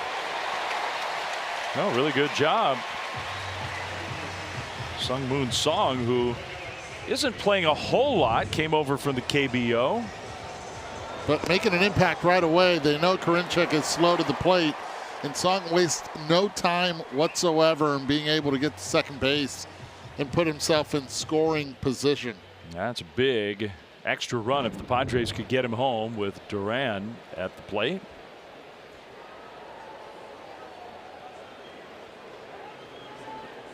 So Sung Moon Song now at second with 2 down. Our research department got on it real fast. The Western Metal Supply Company building was built in 1909. I was close. Like 10 years off. But the company was established in 1888. There we go. It's a great story, though. I mean, for San Diego, that's an old building. Yes. You can go over and see the old missions and whatnot. Those are pretty old, but 1-1 to Duran. High, ball 2. I just love how they designed and built the whole ballpark. That was like the starting point. All right, we don't want to knock that historic building down. We're going to keep that, and the foul pole is the corner of the building. It's actually genius. 2-2 to Duran. And then how cool those seats are. Yeah, that's a great place to watch the game. You can watch it on the roof or in those balconies. You got a party room in there.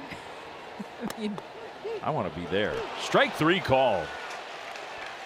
So the walk, the steal, but no runs. Atlanta stays within 1. We go to the 7th. 1-0 Padres.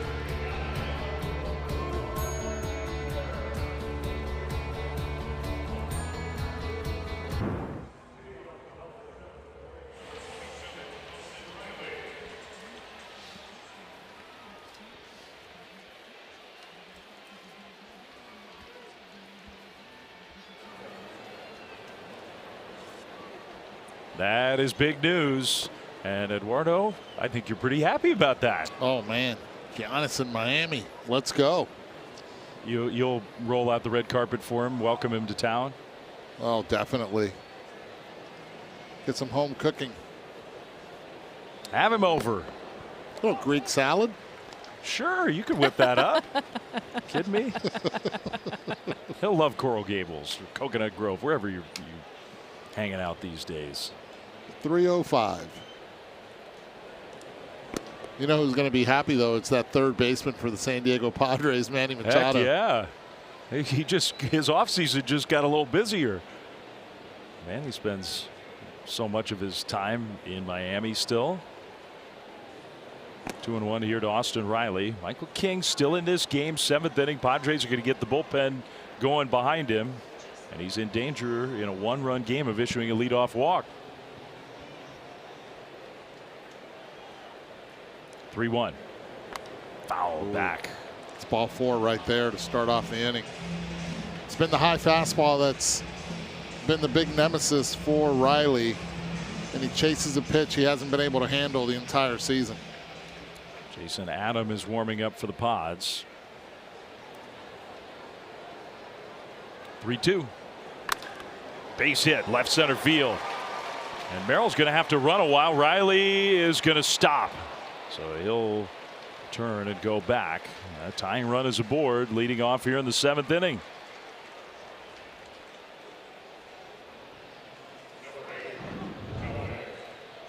It's been 2 strikes. He's been able to get hits both times with 2 strikes. This one right dead center.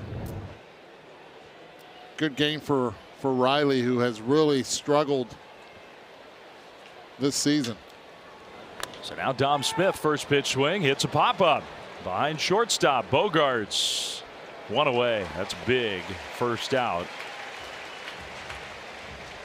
In a 1-run game, Smith is 0 for 3. That'll bring up Yastrzemski. It was a good play, by the way, by Jackson Merrill, because off the bat it was kind of hit into no man's land, and I really thought, I know Austin Riley's not their fastest player, but I really thought he had a chance to get to second. Yeah.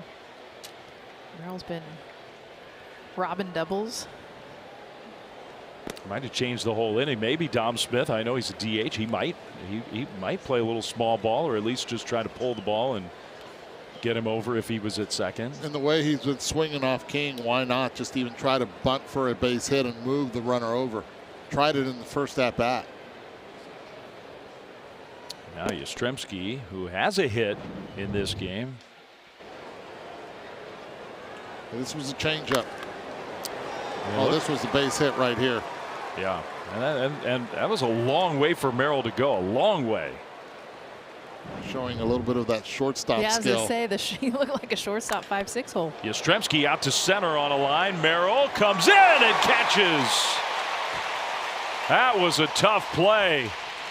He hit like a knuckleball out to center field, and Jackson Merrill did everything he could to stay with that. Here we talk about the changeup of King. How about the changeup off the bat? I mean, this looks like it's going over his head. And then watch it just change direction. And this is where Jackson Merrill, even his react there, shaking his head, because this thing just died.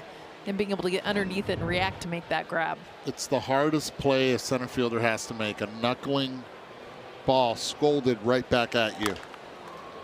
It was hit so hard. I think sometimes when you just pure a ball, it starts to knuckle like that. And it only happens in center field. Does not happen in left or in right. I remember having played the outfield and seeing Jimmy Edmonds in center field sometimes make those plays, and he'd yell like, "Are you kidding me?"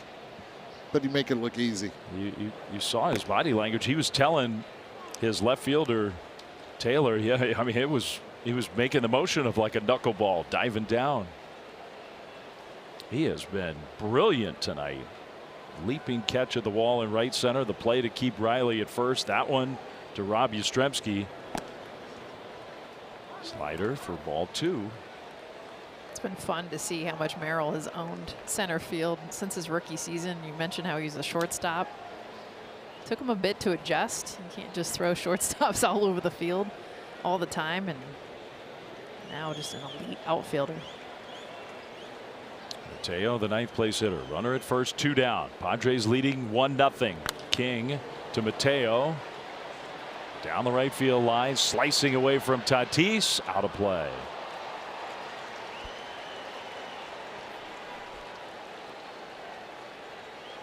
Nice catch. The only guy in the ballpark not wearing the giveaway hat. You know, banana ball would have been inning over. That's it. That's it. Fan makes a catch. You're out. 2-2. Got him. Well, what a night for Michael King. And with some help from that guy in center field. Jackson Merrill just showing it off. We've seen him rob doubles, and this one, a knuckleball. The reacts getting underneath it, taking away another hit.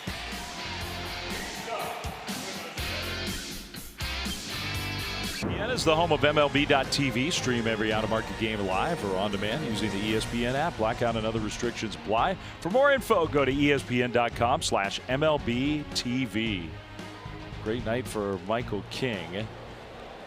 Karinchak is still in the game for Atlanta, and Samad Taylor fouls the first pitch out of play.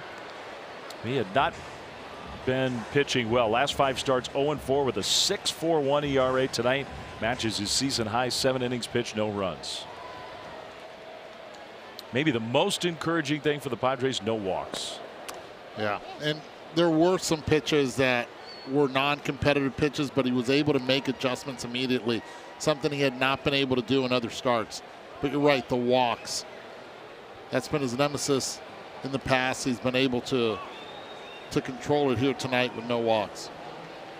Changeup was his best pitch. I mean, that thing was nasty.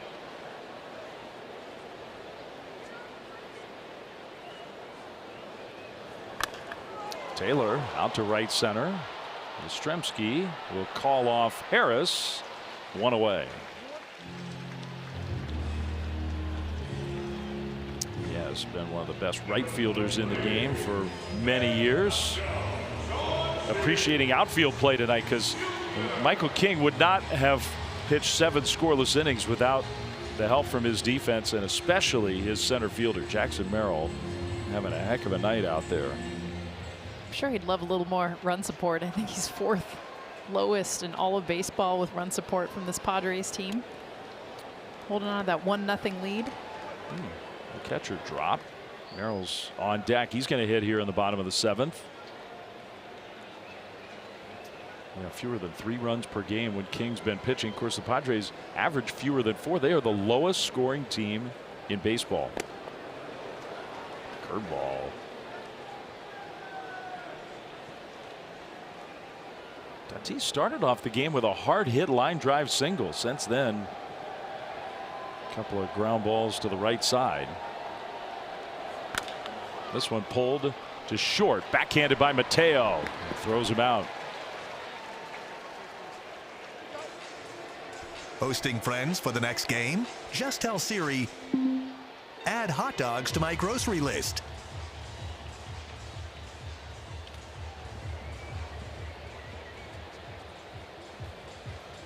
Wall Weiss got good work from James Karinchak He gets 5 outs for him. Pitching change coming back to San Diego after this.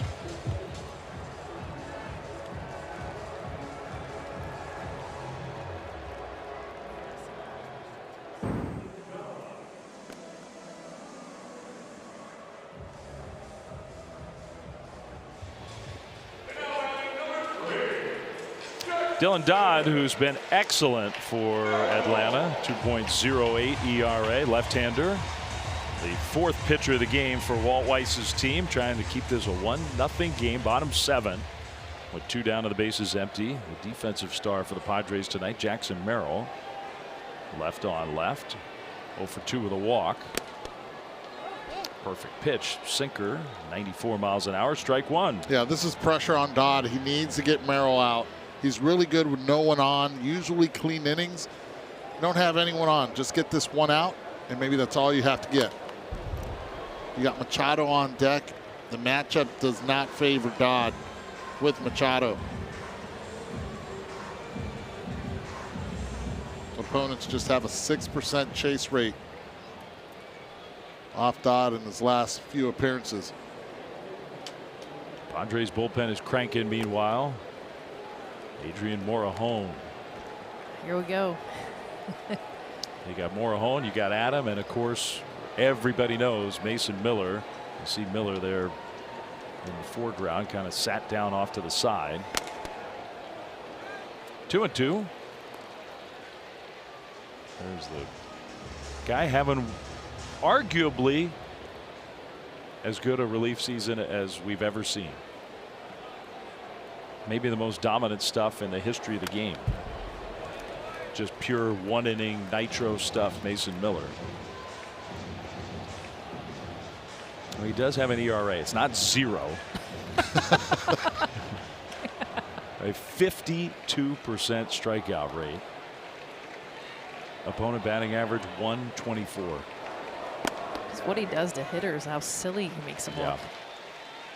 When they're missing by, what is it, 10.6 inches on average on the slider, but there's times where it's like 20 to 25 inches.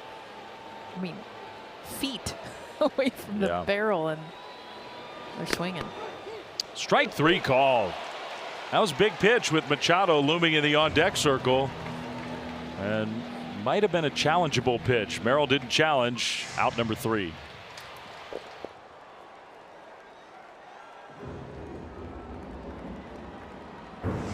Padres have a 1-run lead, 8th inning, and it was a great night for their struggling starting pitcher, Michael King. First scoreless start since May 18th, and it was a changeup, just nasty. Swing and miss to all the lefties. They only hit .216 against him, especially the last few starts. You see how good the movement is away from these barrels, the deception that he's got. And oh, by the way, throw it into the righties too. Jorge Mateo, the last strikeout, that's 5. But the biggest thing was keeping the Braves off the bases, and the number, it's 0. So now Adrian Morejon takes over. Padres into their great bullpen. He's got unbelievable stuff. Has actually given up some damage this year. Dubon, though, immediately down to the count 0-2. Dubon's had some success against this guy. 3 for 4 with a home run. Not a ton of at-bats, but you wouldn't know it from that swing. 0-2. Got him, and that was just an overmatch. Yeah, and it's easier said than done, especially seeing it from the center field camera.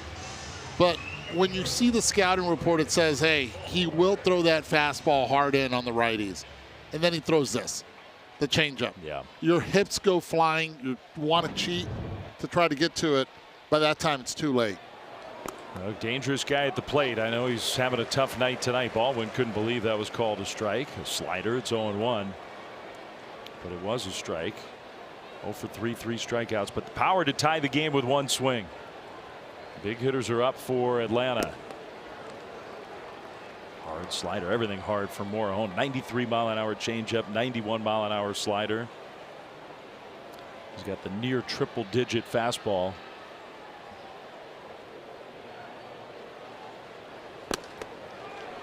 100 miles an hour. It's a luxury for Craig Stammen to be able to have him in high leverage situations when you have the middle of the lineup coming up. He attacks hitters, not intimidated, and where he's at. Ooh, look out. That buzzed him.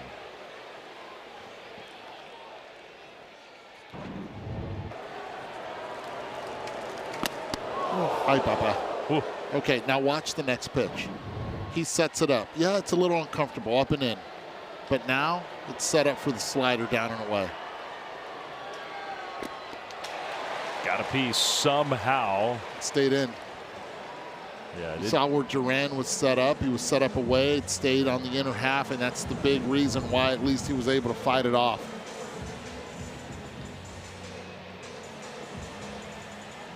Oh, got him in the hand. Yeah, that one hurt him.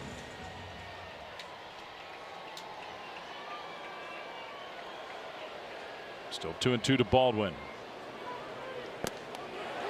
Strike 3 called. Another sinker at 100 miles an hour.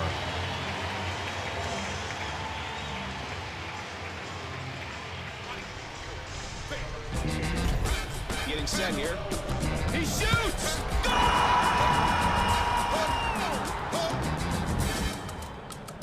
With Super Sub, your bet stays alive even if your player gets subbed off. 2 down for Matt Olson. Another run at 100 miles an hour. That was the 4-seam. Just think about what's in the bullpen. It's harder than this. Better, tougher to hit than this. This guy, one of the nastiest relievers in the game. That's the second sort of backup slider he's thrown.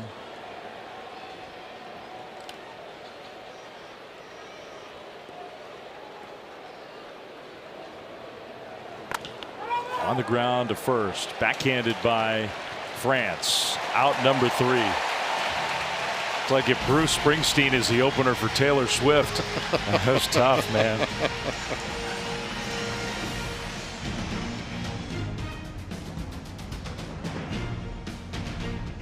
ESPN Baseball is presented by Liberty Mutual Insurance. Knock savings out of the park like Giannis with Liberty Mutual.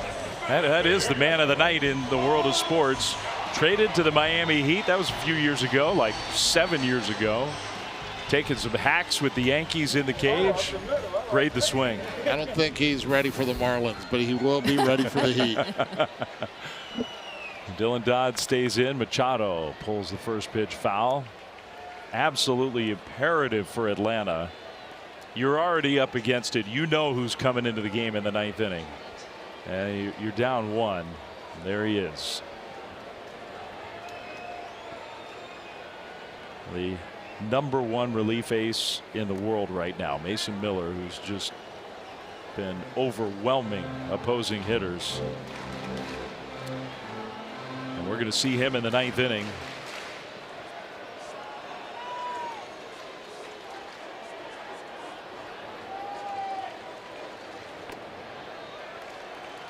Cutter to Machado, ball 2. Machado, his one swing is the difference in this game. And Andujar is on deck as well, anticipating that he'll be pinch hitting for Sheets. And Dodd will have to face him because once you come back out, you can be taken out of the game facing one hitter if you finish an inning. Once you come back out, that 3-batter minimum rule is back in play. So this is his second hitter faced. So Craig Stammen knows they can't make a counter move. That's a pretty good swing by Machado there. And a better take. He's crushed pitches up in the zone, not pitches down. Getting that slider warmed up. Machado, foul ball, back out of play. You can get mesmerized by Mason Miller. I got to make sure I'm calling the pitches in the actual game, not the pitches in the bullpen. Can we go back to bullpen cam for Flem, please? It's kind of a bad look when the play-by-play guy's like, here's the 3-2. Oh, wait, that's the guy in the bullpen. No clock in the bullpen.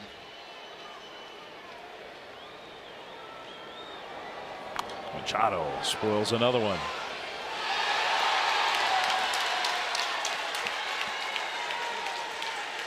Great catch by a Padres fan just below us. It's kind of cool also. We showed Trevor Hoffman here tonight. Think about all the years with Hoffman in a Padres uniform. And now they got Miller. Machado. Fair ball. Into the corner. And Manny Machado has a leadoff double. It's a really good matchup for Manny. Dodd pitching up. This time takes some off and something coming in. You see the cutter coming into Manny's hands. He brings them in and is able to keep it fair. God-given ability to bring those hands in. See the ball wants to hook, yet it creeps in the line, and now you find him in scoring position. Even the very best closers, you want to give me an extra run of insurance? I take it. One of the all-time greats, Trevor Hoffman.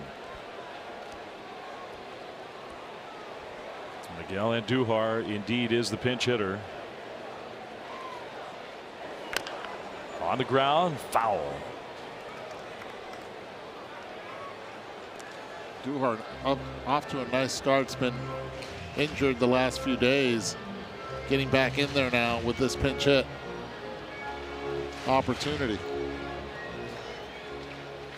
I'm going to give you the choice, Eddie, to know what your numbers were against Hoffman or to have me not say them. I went 0 against him. I didn't get a hit off him. And you know, this is the problem when we have Ed Speed, our researcher, trying to look up numbers. It's never good when it's me. That's why I said I gave you the choice. No, I know it's not good. You were 0 for 3 with 3 strikeouts. That's right.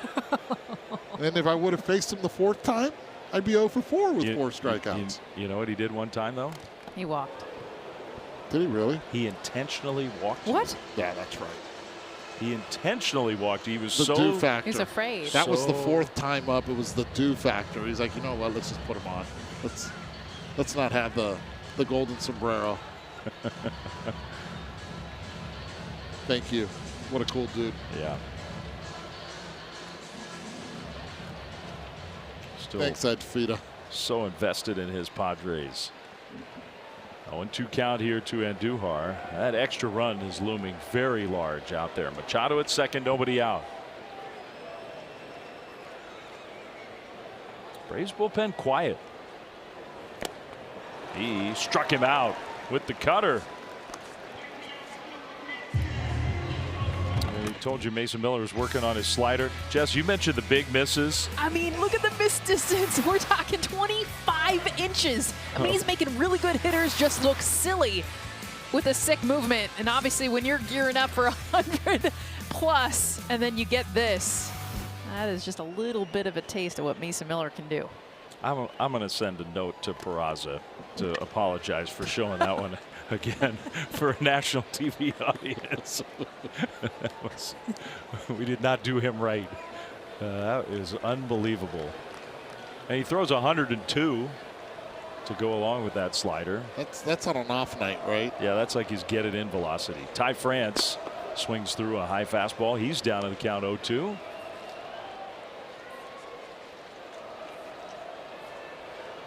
Braves have Ozzie Albies, Michael Harris, and Austin Riley lined up. So 3 of their stalwarts. Albies, who had a heroic performance over the weekend. What was that, Saturday? Yeah, Saturday night. Walk-off home run, couple home runs. Only 2 opposite field home runs that he's had in the last 4 years came in one night. We were there. Our ESPN folks were there in Atlanta that day to do some interviews with some of the Braves, including an interview with Ozzie Albies. And it was really kind of amazing what Ozzie did and said before he had that 2 home run walk-off game. If we get a chance, maybe we'll show you a little snippet of that. You're hoping for a foul ball here, aren't you? I'm hoping. How about that? Olsen coming over. There it is. Roll it. We got it? We got it. I wrote what I'm going to do today. That's what he did. This was it. He didn't do it once. Peeled that one down the right field line. Gone. And then walked it off with his second home run of the game. Want to show it again?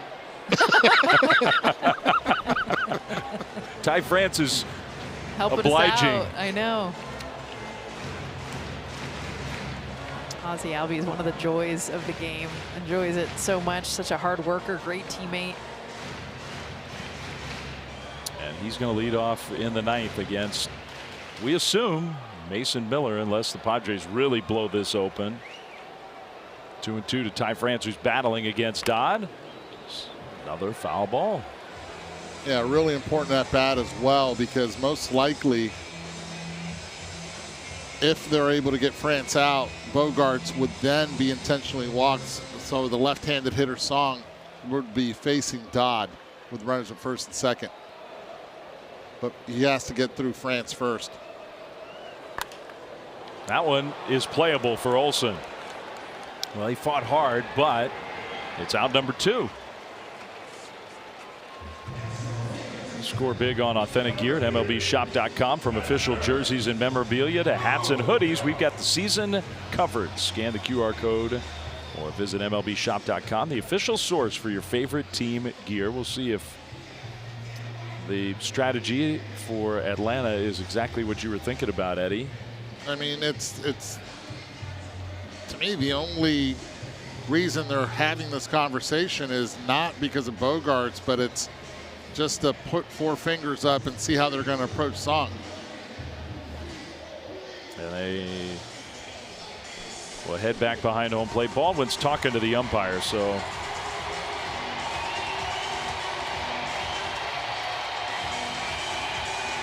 well, they're going to go after Bogaerts. This is surprising to me right here.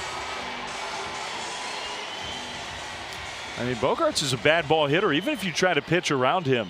That could be dangerous. Runner at second, 2 down. In the dirt with the slider. We'll see how many pitches Walt Weiss gives him. I am surprised they're even going to give him another pitch. I am too. Song did have a really good batting practice today. Yeah, there's a strike. A little cutter. Bogaerts might have been thinking on that pitch. You know, the Padres only have 1 challenge left. They used one very early in this game. Machado did unsuccessfully. They've had some pitches that were challengeable. They haven't done it. Bogaerts went around. How about that? Pitch out of the zone. Maybe they're like, do not throw him anything in the middle of the plate. Allow him to get himself out. Maybe it's a setup. Bogaerts wants something. He wants to be the guy.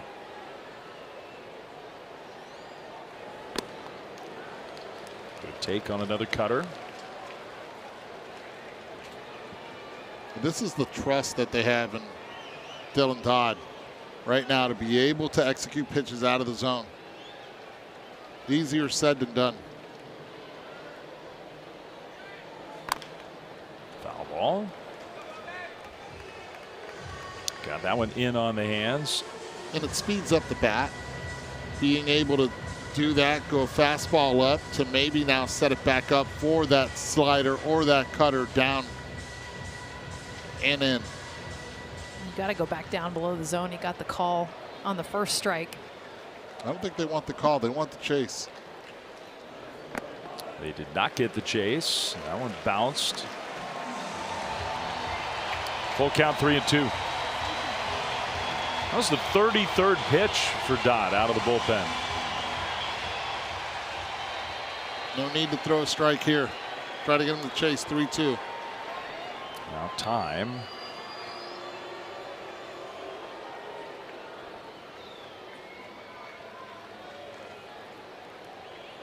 Big extra run out there at second. Machado hit the leadoff double here in the bottom of the 8th. Padres have a 1-run lead. That one bounced 4 feet in front of home plate. Baldwin somehow blocked it. Bogaerts takes the walk. After all that, he threw 7 pitches and sort of high stress pitches to ultimately put him at first base. That was a little unusual. That was unusual, and what it's going to do now is Song's not going to get an opportunity to hit. It's going to be pinch hit here. So the third player in this spot in the lineup. It's Jace Bowen, who is the pinch hitter. They've already used Song as a runner for Wagner. Now Song removed for the game, and they get the right-hander against Dodd. So Bowen with 2 on and 2 out. Very high. Baldwin's getting his work cut out. Blocked that last one. It was 4 feet in front of home plate. And coming up and getting that one.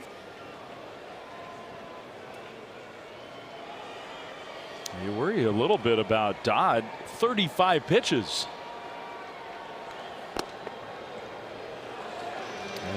He threw high effort pitches to Bogaerts. Well, he's fallen behind 2-0. Not at any point in this inning have the Braves had anybody else up in the bullpen. They still don't. There's a strike.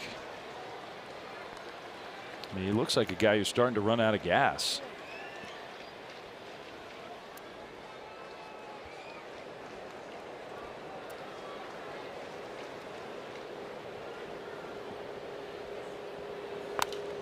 Foul back.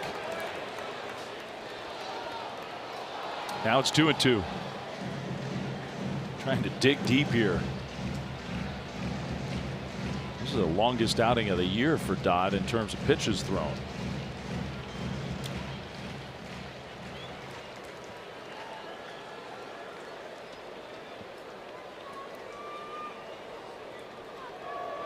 Bowen strikes out swinging. After all that, the Padres lead off double, don't score, and you know who is coming into this game. Mason Miller. Trying to turn the lights out on the Braves. We go to the 9th here in San Diego.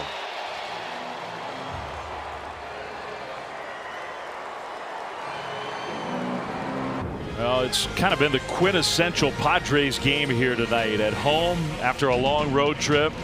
Pitching, great defense from Jackson Merrill in center field. One big swing from Manny Machado. The only run in the game, and yeah, the Padres Grim Reaper is coming out of the bullpen. Mason Miller for the 9th inning, 1-0, and Albies takes the first pitch fastball for strike 1. You can look at it any way you want to, just having one of the most dominant relief seasons we've ever seen. Slider taken for a ball. I mean, the K rate 52%, MLB average 22%. Yeah, he's messing up the curve, and he doesn't even have one. He is the outlier. Big swing and miss on the slider. It's just how big the misses are. It's not even just a swing and miss. There's another category that should be made for Mason Miller. 1-2. Albies to left field. Taylor is there, out number 1. They got the barrel on it. 1 out for Miller here in the 9th. And that's the thing, when you have that type of velocity, you can miss middle, and it's going to still be hard to be able to catch that ball out in front and generate that power.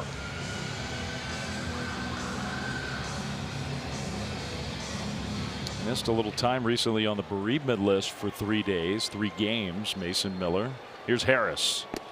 He takes the slider over the outside, strike 1. Atlanta's got both their challenges just in case.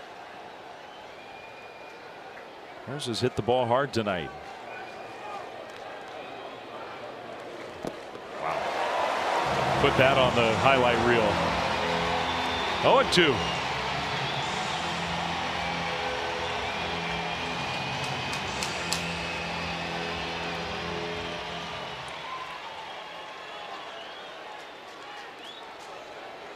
Mason Miller fouled off.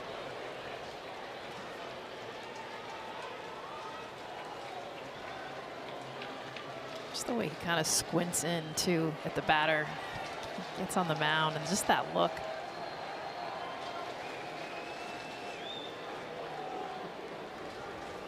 Got him. 103 with the fastball, 2 down. It's an elevated 103. Just think about with the extension that he has on a pitch up there, it's pretty much unhittable. Hands held high by Harris, it doesn't matter. You hear it before you see it as a hitter. Last chance for the Braves, Austin Riley. He hits a little floater out to shallow center, and it's going to drop, base hit. Austin Riley keeps the game alive. A rare hit against Miller, a 2-out single. Have a night, Austin Riley. His 3rd hit of the game. And now they'll send a pinch runner out. And he's not waving him off. Right off the end of the bat. Spinner, take the hit. Eli White, who's got excellent speed. Does he try to steal? With Dom Smith up there. Got to get into scoring position. You do not get too many opportunities to get back-to-back hits. Miller. Longer pause. White not running, and he misses with a fastball. Sometimes just the presence of a fast runner over there. I don't know if it happens to Mason Miller. You get a pitcher rushing a little bit. Just a little out of rhythm. Trying to be quicker to the plate. White started and then stopped. And Miller missed high. Well, this is a pitch he's going to be focusing on, and sometimes it's the best pitch to go. 2-0. He's going to try to throw one dead red. With runners on base, the Braves have struggled tonight. Smith. Fastball, strike 1. You got to go here. Yeah.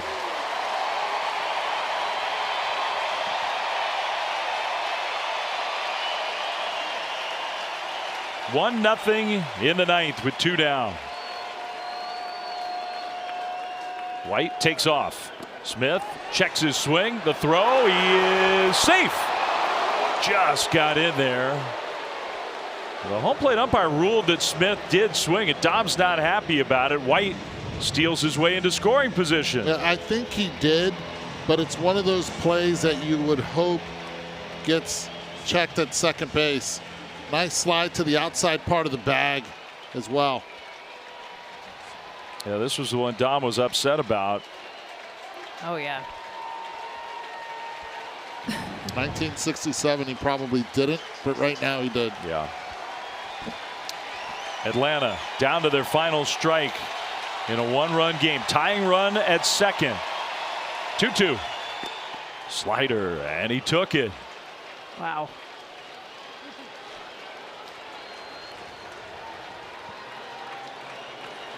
See how wide Dom Smith got to now with 2 strikes.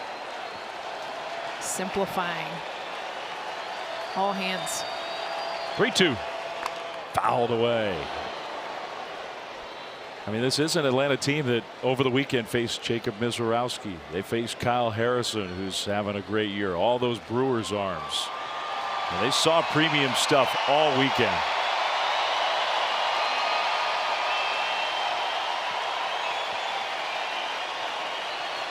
Another 3-2. It is ball 4. He did not go. He draws the walk. Now you got to give the Braves credit. They are fighting here in the 9th inning. How about Leibensparger behind the plate? This time asking for help at third base and getting the correct call, not once but twice. What a job by Dom to keep the game alive. Riley with the 2-out single. Eli White with the steal. Now a meeting, and even the pitching coach Ruben Niebla is going to come out and join this. Last blown save for Mason Miller was 51 appearances ago. August of last season. So a lot of these saves for Mason Miller are just 1, 2, 3, see ya. Mike Yastrzemski. Getting to 16 pitches just right here with 2 outs is already a win. The first game of a series for the Braves. And if you're Eli White at second base, you have to look for anything in the dirt. If you can get third, take 90, puts even more pressure on Miller to not spike that breaking pitch. So Yaz, Mike Yastrzemski with 2 on and 2 out. He swings over top the slider. I asked him, Yastrzemski, about facing Mizorowski. He said, you know what? I actually saw the ball pretty well. He hit a couple balls hard against him.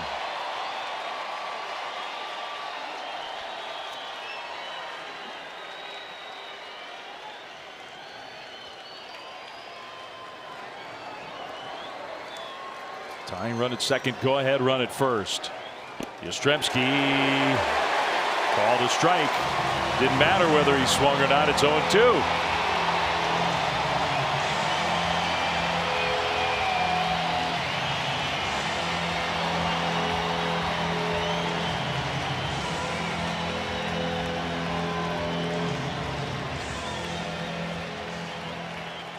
Padres again 1 strike away from taking the first game of this series.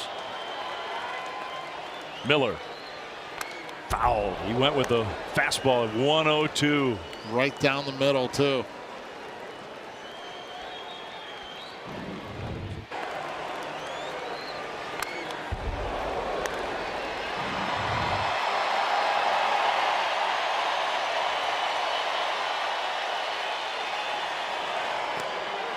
Strike 3 called. Yastrzemski's going to challenge.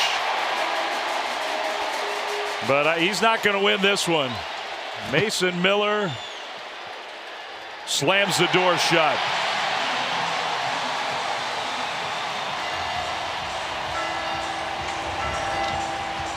Well, you got to give the Braves credit. They fought hard in the 9th inning, but ultimately this is what the Padres do. The 3rd time this year they've won a game 1-0. I mean, Manny Machado gets it done with the home run against the slider early, and that is the only offense we really saw. Extra base hits both sides. Mason Miller shuts the door. It was a slider that won it with the swing, and it was a slider that sealed it with this one. Great pitch on the outside part of the plate against Yastrzemski. Power wins for the San Diego Padres. Flem, it's been an honor, my friend. Just want to let you know. I appreciate that. It's been an honor, my friend. It's been a good run, Flem. This was a pretty fun one, wasn't it? It was a fun one. We had a lot of those over the years. We did. Well, when we are done here in just a few seconds, lots to talk about on SportsCenter. The Giannis trade, the Celtics' future with Jaylen Brown, Messi in the World Cup, and one of the greatest in the world on the mound here to finish this one off, Mason Miller. And the greatest voice that we've had in a lot of sports here at ESPN. Yes, we congratulate you on your last call here on ESPN. Dave Fleming, it's been an honor, my friend. Our nation's proud. I loved being with you two. I truly did. SportsCenter coming up right now.